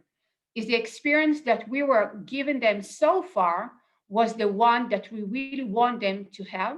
And what is our responsibility as a tourism destination, not only to bring tourists, but also to give them the best experience, taking care also for those things that there might be of concern for them, whether it's their health, etc. So I think that our challenge from the tourism ecosystem, the tourism cluster, is not only to count the amount of the tourists that are coming, whether it's to our hotel or to this event or to that conference or to this city. It's about really diving into what kind of experience we are sharing with our tourists. It's about the quality that we are going to give them as an experience. And yesterday, Nofar and myself had been partner of an international group, the National Forum that we initiated in the city of Jerusalem, which is about technology and innovation with other destinations around the world, such as Lisbon, Barcelona, the Emirates, and so far. And one of the things that came out from there also from our stakeholders in the industry, whether it was from the aviation group or whether it was from different OTAs, is really looking in the whole food chain that we might call it, from the tourist journey, how we are going actually to walk hand in hand with the tourist, not only while they are making the decision where to go and which airline to choose and what seat they're going to sit in, but also how we are going to make their life much more easier, taking into consideration the fact that social distancing was changing in the way that we are going to meet, to speak, and it's something that is going to be at least in the coming 2 or 3 years from now on in the back of our mind.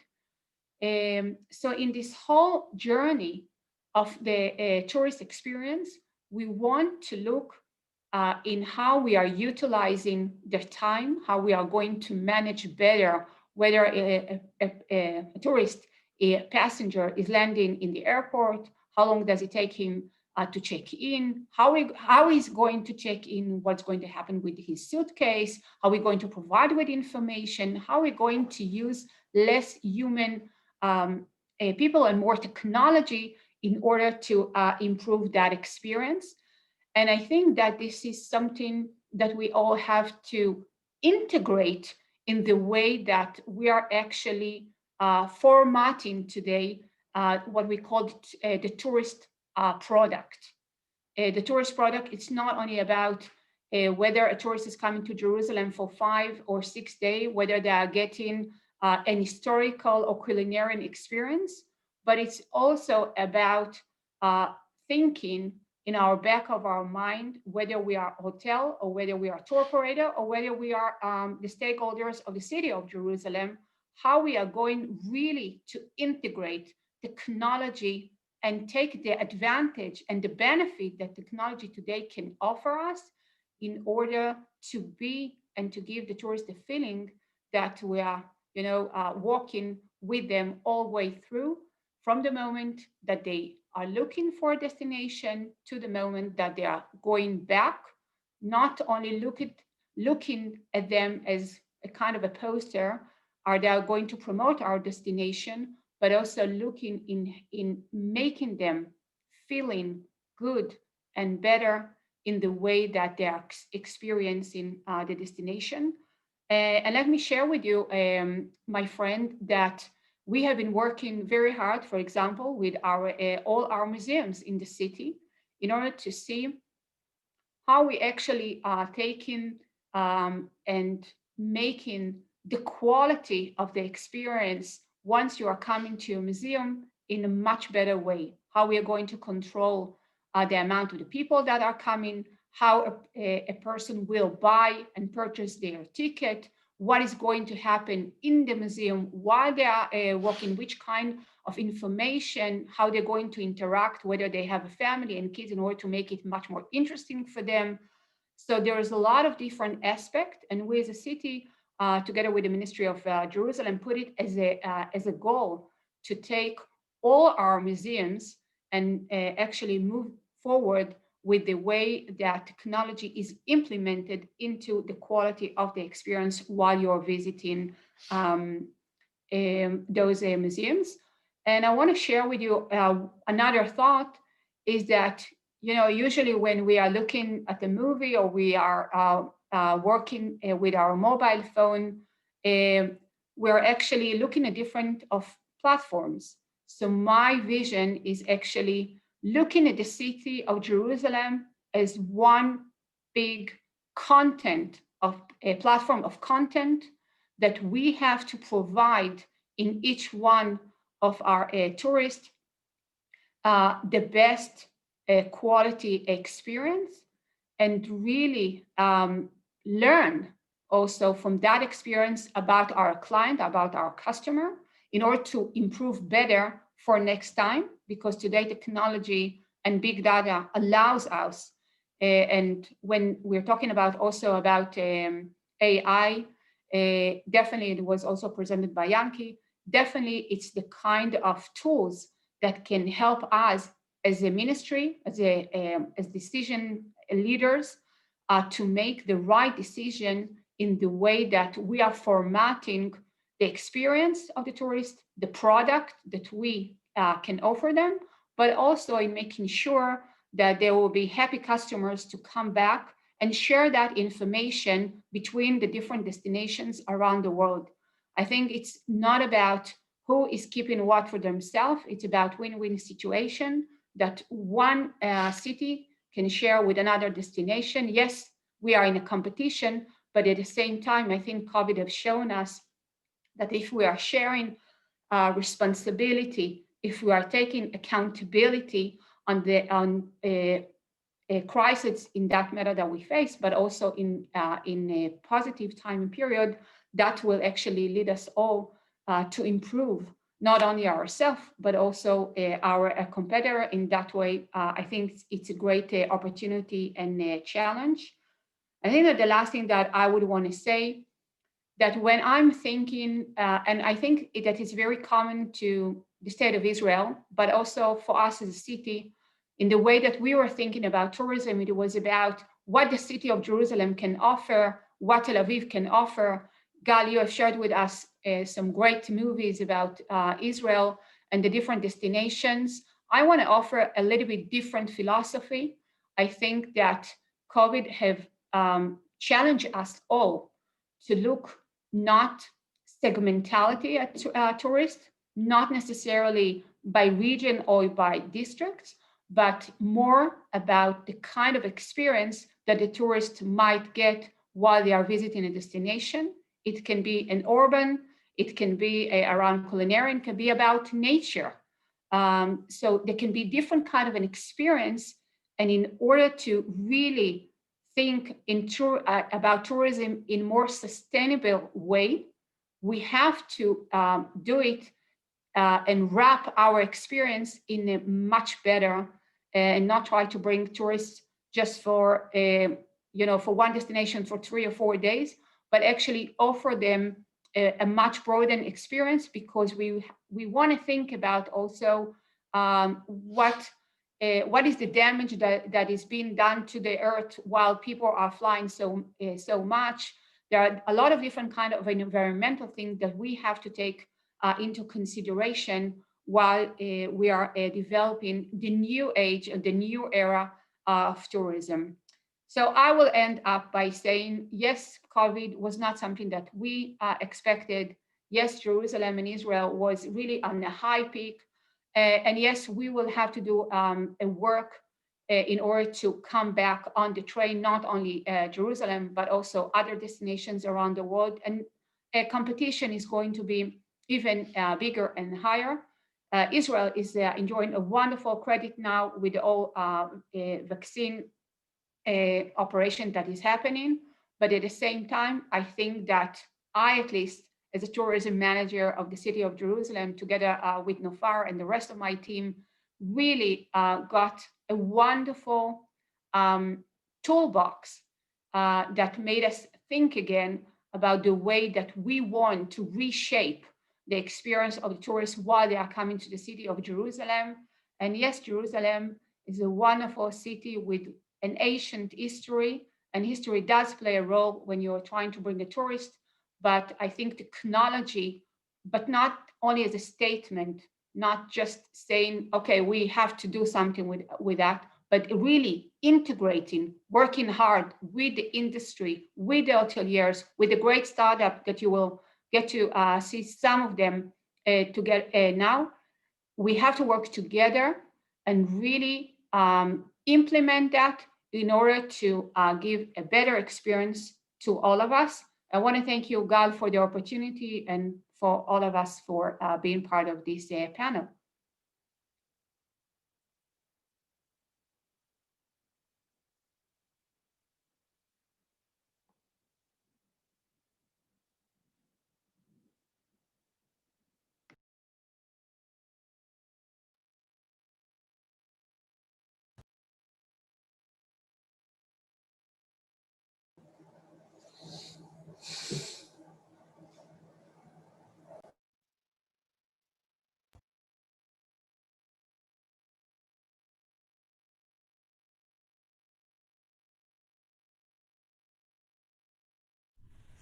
In the next panel, hosted by Jerusalem Travel Accelerator, Nofar will introduce us to 3 really interesting travel tech companies. Now listen carefully, as this might be your next best investment.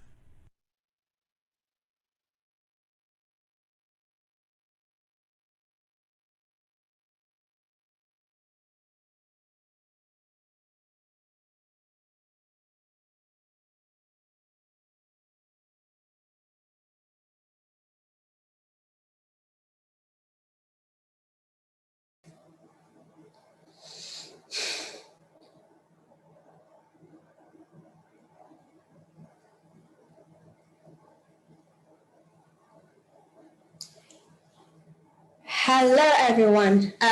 Good evening and shalom from Jerusalem.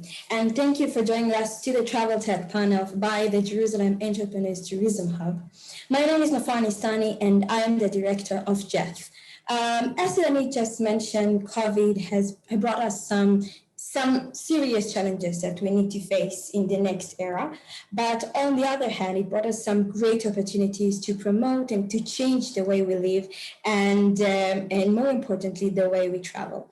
So in this amazing panel, I would like to host today 3 top-notch travel tech startups from Jerusalem and from Israel to share with you the Israeli innovation, to share with you what we have brought to you today, actually to solve these challenges. The tourism sector has been hurt really definitely, and it found itself even these days under a lockdown.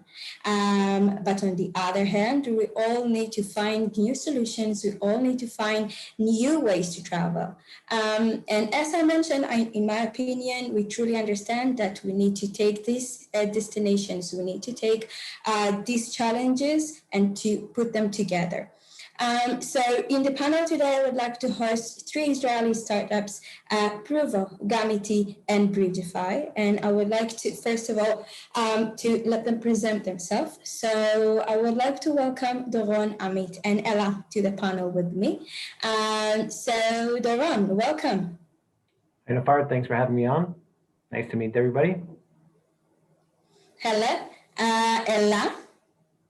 Hi, everyone. Nice to meet you. I'm Ella. I head the sales at Gamitee. We're a Jerusalem-based startup.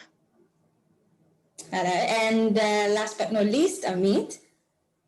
Hi, everybody. I'm Nofar. It's a pleasure to be here. And I'm Amit, the CEO and co-founder of Bridgify. Hello. So, guys, thank you so much for joining us this evening, evening in Israel, but also to all of our audience around the world. First of all, I would like to start our panel, and to start with my first question, and Doron, it's actually to you.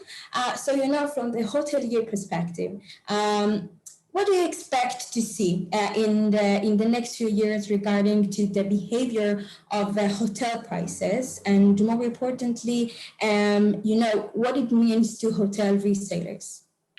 Well, to summarize, I think it's going to be a complete roller coaster for the next 2 years at least. Because if you think about it, all the past occupation trends regarding hotels are completely meaningless for the near future. Just to give a bit of context, prior to COVID, here at Pruvo, we noticed that hotel prices changed on average about 22 times between the moment the hotel was booked until the moment of until the last date of free cancellation. And since COVID, that number has gone way up. So in essence, there is a very high probability that the travel company is booking a hotel at a price today that is not necessarily the best price they could be getting the hotel for. So in order to eliminate what we call the best price guessing game, travel companies can just reshop hotel reservations after they book them or after they already sold them by using an AI-driven solution, just like Pruvo AI. This way, regardless of the price that the travel company paid at the moment of booking the hotel, if the price, in case the price drops after the reservation was already sold, Pruvo helps the travel company increase profitability by rebooking the exact same hotel room at a lower price. Amazing. So if I'll take this aspect, and I actually would like to move it forward to Ella from Gamitee, and being such an expert on the e-commerce world, in a world of social media, and do travel companies really need to provide social interactions options on site for their clients, or is it something that it's not something we're looking forward to see? Well, awesome question and a good build up for me to plug my company. Well, what we do is social interactions online, so it's very easy for me to say yes. But I think if we dive a little bit deeper, we're in an era of social media, and if you look at it 10 years ago, then there wasn't an expectation for companies to provide this kind of thing. But the way things are looking now, I expect when I come into a website to be able to feel my whole user journey on that website. I expect to be able to browse, and that's why I expect to have reviews. I expect to be able to talk to the company and the provider, and I want to be able to talk to my friends, which is part of my user journey when I book travel. I very rarely book travel alone. So in that sense, it makes a lot of sense for the company to offer those kind of things, and it's getting worse and worse as millennials and Generation Zers become the shopping power, because what kind of used to be okay with the older generations doesn't work anymore for Gen Zers. They don't put up with bad user journeys. They don't put up with annoying user experience. So in a way, the demands have become a lot higher from the companies to not only do their core business properly, but also to provide convenient ways for booking. So it's up the ante a bit, but there's a good thing that there's ways to outsource that to other companies who that's their core value. Amazing. And I actually would like to ask you, Amit, and you are more on the personalization of the tourism experience. Do you find it relevant also to your scope, or is it something different? No, totally. I think it's even not my scope. I think it's everybody's scope. I totally agree with what Ella just said, that if we look at the processes, we look at everybody speaking just before us, domain experts in our industry, and everybody is talking about how the COVID-19 created the disruption. Today, also as Ella said, there is a generation who does not like to use a bad user journey, and they would like to have a complete solution in one website. And one of those aspects for your question is personalization, the ability today to build an itinerary, for an example, for a traveler in a scalable way without putting any resources on it, and building the perfect itinerary for this traveler is up there on the market. We at Bridgify also is doing that, but there is many other companies who is helping travelers to travel smartly. And this is what the traveler is looking for. And also the retailers themselves are looking for ways to provide scalable and smart solution for their guests or travelers. I think this is a very good time to start engaging with technology and implement such solutions. I totally agree with you, by the way, and I absolutely believe that these days, and the pandemic has brought us some challenges and lemons sometimes, but we definitely should take it and transform it into lemonade. But I also would like to ask you the second question and the third question of this panel. And from your perspective, now more than ever, all kind of the tourism sectors need to take the personalization in more serious way, if I can say it that way. But do you believe it's a must-have product, or is it something that can, or is it nice to have just to create another cash flow for the audience? I do. Of course, I'm biased. So I have to believe in my idea. But I have an answer why I do believe that it's a must. I think that we are in a world of monetization. It's about monetizing the experience, monetizing eventually in the endpoint the revenue, and the way to engage with all of those needs and wishes and dreams of business of a travel retailer, for example, is by providing a holistic solution for the travelers, but basically is to provide the traveler whatever they wish the most. As a traveler, I want to have the best trip, eat the best food, explore the coolest attraction.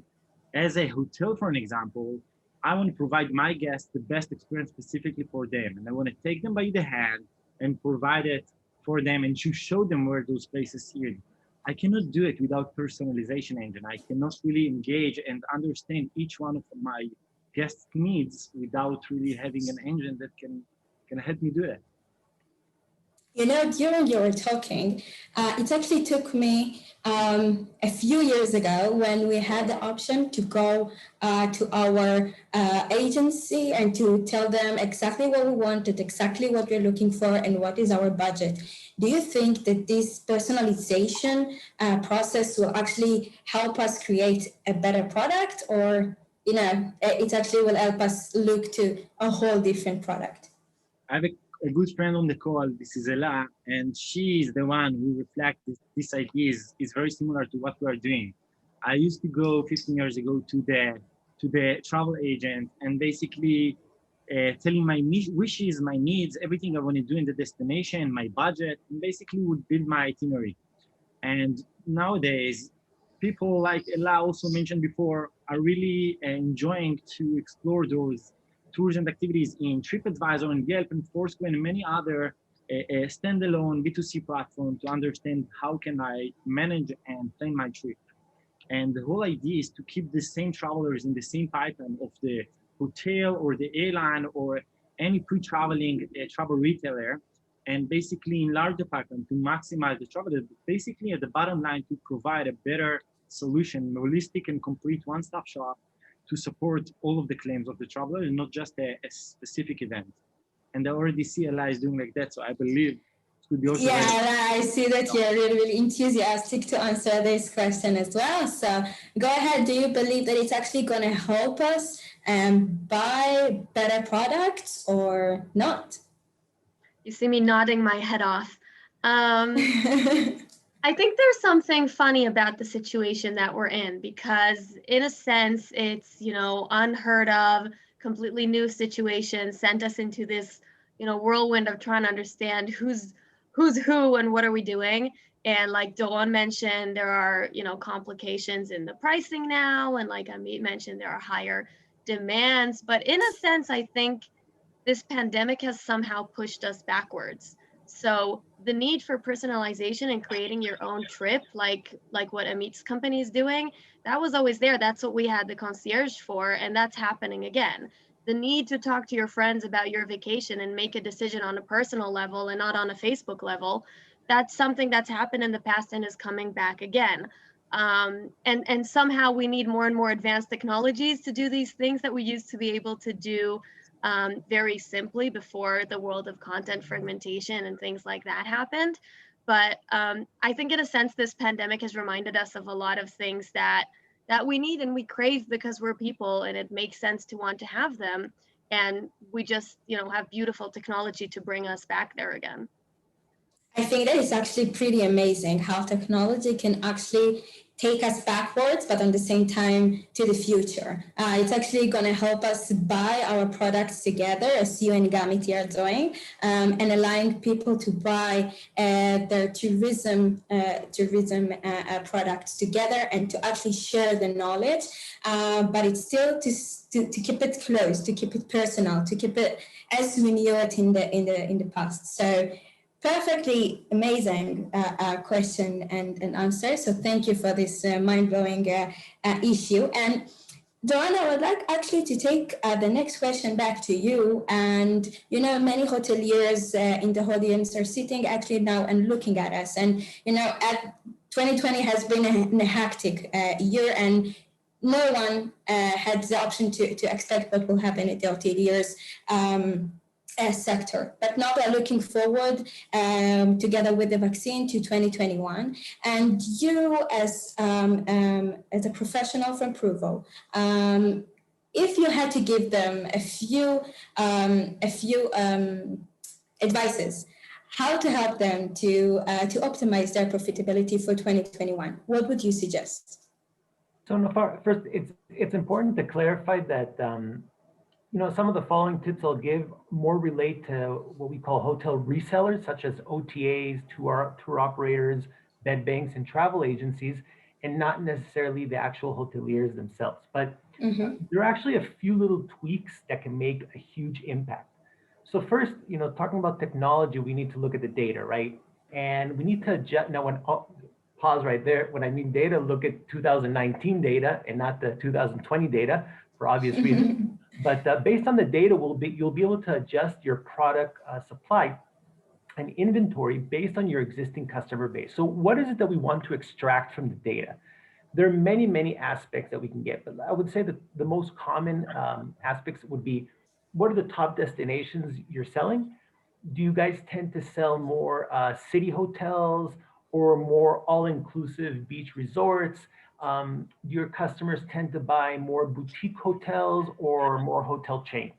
And based on that data, what you'll be able to do is go out and search for new providers and suppliers that specialize in those specific products, because you won't be able to increase profitability by just adding a bunch of suppliers that don't answer the specific need of your existing customers, and also hopefully your future customers. So first, understand your data and then search for the suppliers.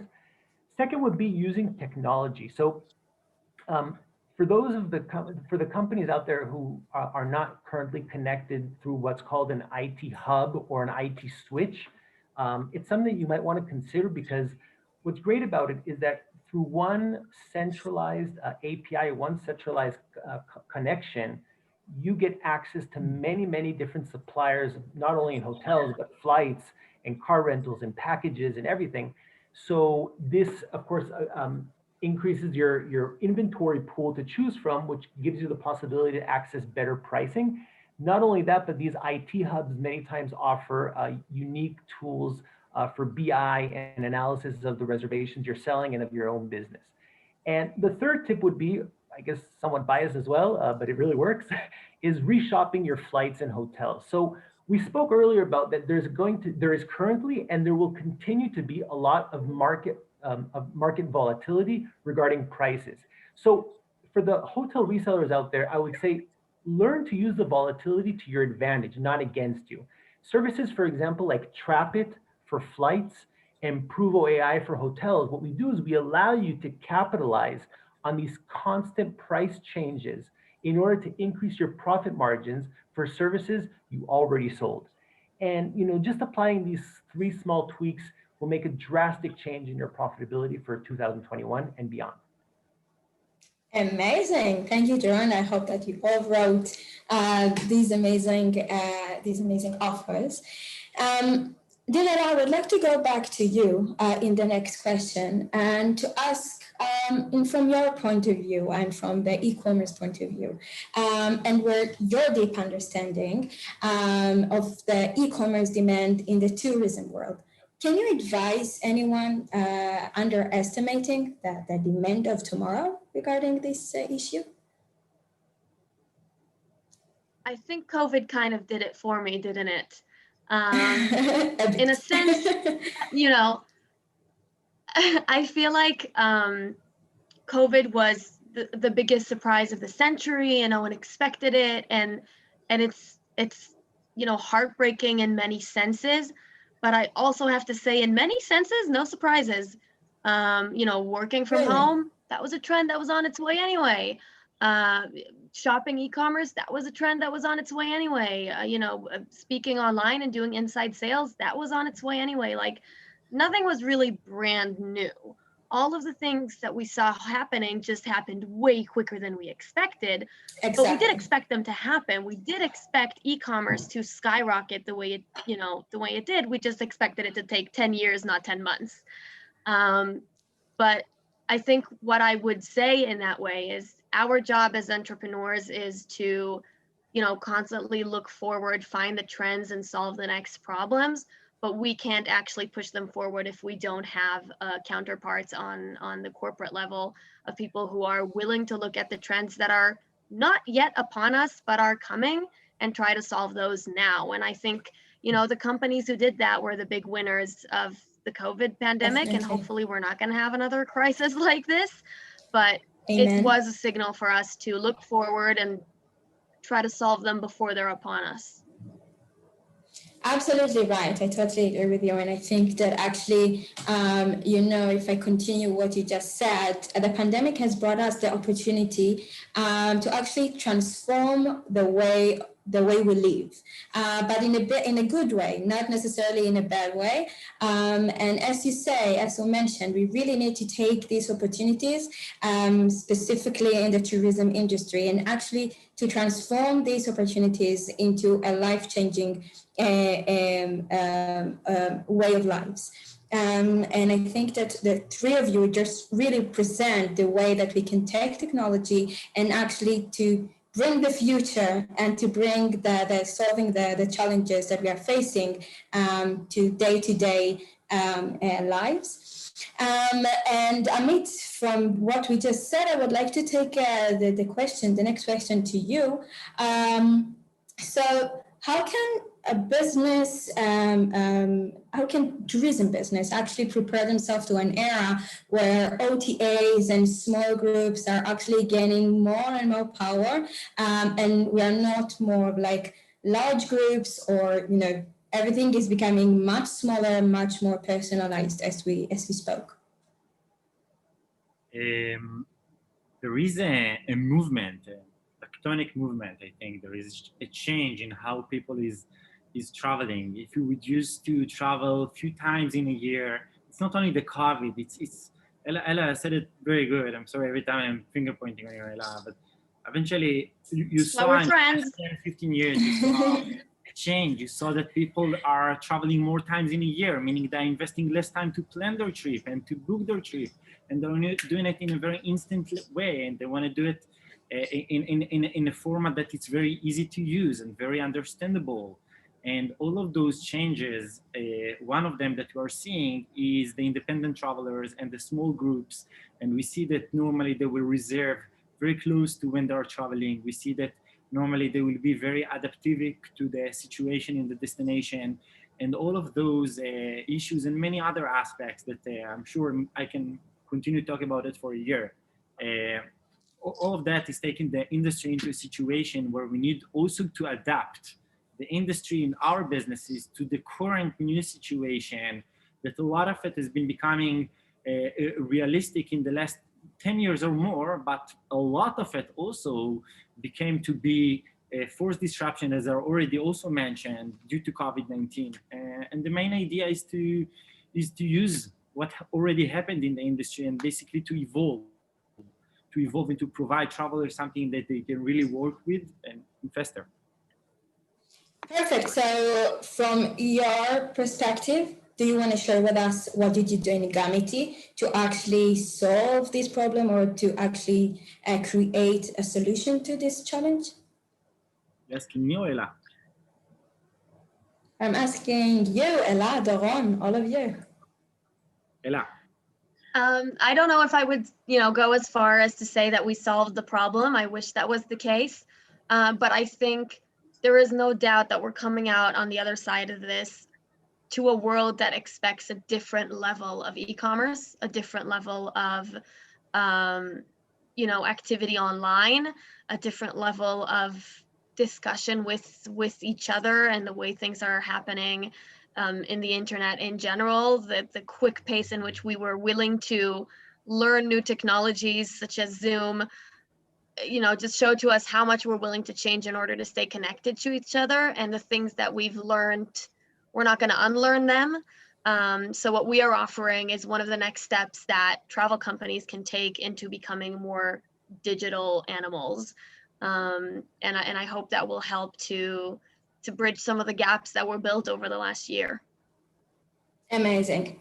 So guys, I would like to wrap up this amazing panel, and I really wish 2021 to be a better year, a very, very successful and fruitful year for all of you.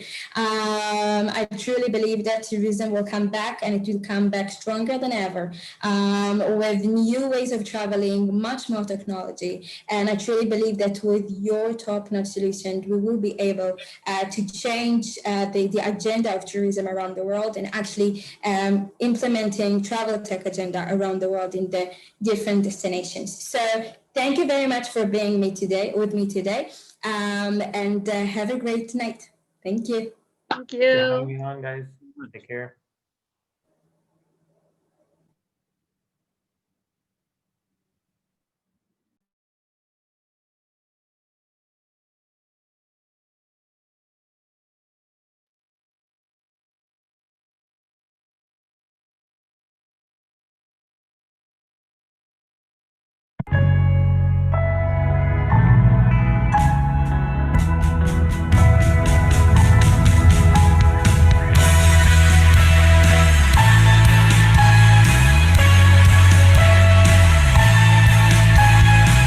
My name is Maureen Lorty and I'm from Canada. The magical thing about Nazareth is the history that they can keep things from so long ago that's very important to so many religions.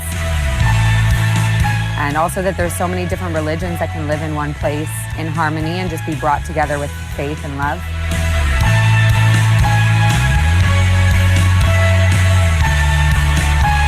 Living in the city of Nazareth, for me, it's very special. It's the place, of course, of the visit of the angel Gabriel to Mary of Nazareth, to Miriam, 2,000 years ago. And it's the birth of Christianity.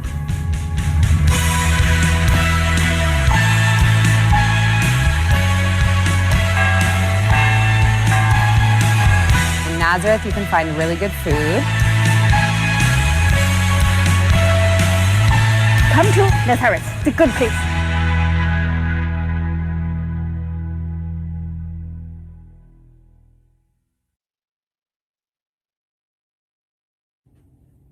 About 2 months ago, we thought, how should we open the new year? Given that the pandemic is here on the one hand, but there is a positive signs of early recovery on the other. How can we do something to stimulate the minds and inspire about travel and tourism in general and about Israel in specific? But also to lay a concrete foundation and a clear vision of what we are facing. What will be the future challenges? What will be the opportunities? What mega trends and changes we need to take in consideration? And not less important, how do we want to recover and see the tourism as an economic engine growth? As an improving life industry, as opposed to leisure only? As a changing perception? As a more inclusive and responsible industry, as a synergy industry, where the whole is bigger than the sum of its parts. Then it hit us. We realized that we need to step into the future, together with us, opinion leaders and professionals, to make sure it's based on data, information, and knowledge. That it is not only a friction of our imagination, although imagination must play a role in designing a better world, as we cannot go back only to our old habits. Depicting the future is something that the movie industry loves to do. The reason is that it gives them, the producers, directors, and writers, the creative freedom to dream, and sometimes to dream big, and even in some cases to push the creation into the real life. We heard some references from our speaker today about movies that shape the future. So that was our intention, to inspire by Israel. Our goal for today was to dream big and dream together. Tourism is here to stay. If not today, then tomorrow. And if not tomorrow, then the day after. People need to travel. They need to explore. They did so from the beginning of time. In the next few months, more people will vaccinate. More destinations will gradually open up for tourists, and the recovery process will begin. As you heard in the panel, experience will play a big part and leisure travel will be significant alongside VFRs and faith travel to connect with either your loved ones or your faith, both equally important. Israel is unique in that regard for many reasons. It holds meaningful experience. There is a huge Jewish and Israeli community in North America, and it is our biggest inbound market. When it comes to responsibility and inclusive industry, we take part of that. Accessible hotels and attractions, open door and magnificent park and nature reserves, volunteer programs, and more. It is not a question of if, it is more of a question of when we will be able to welcome you back. As we open the new year, I'm optimistic that we can soon visit together in Israel and welcome you back to witness the land of creation. I hope you enjoyed the day. I know I did. And we will see you in our next events. Tune in. Happy New Year.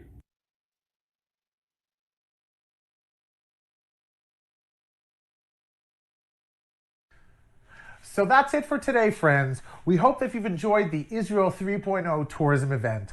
I'm Shai DeLuca, and on behalf of myself, Gal Hana, and all of our esteemed panelists and the State of Israel, we look forward to welcoming you back on your next trip.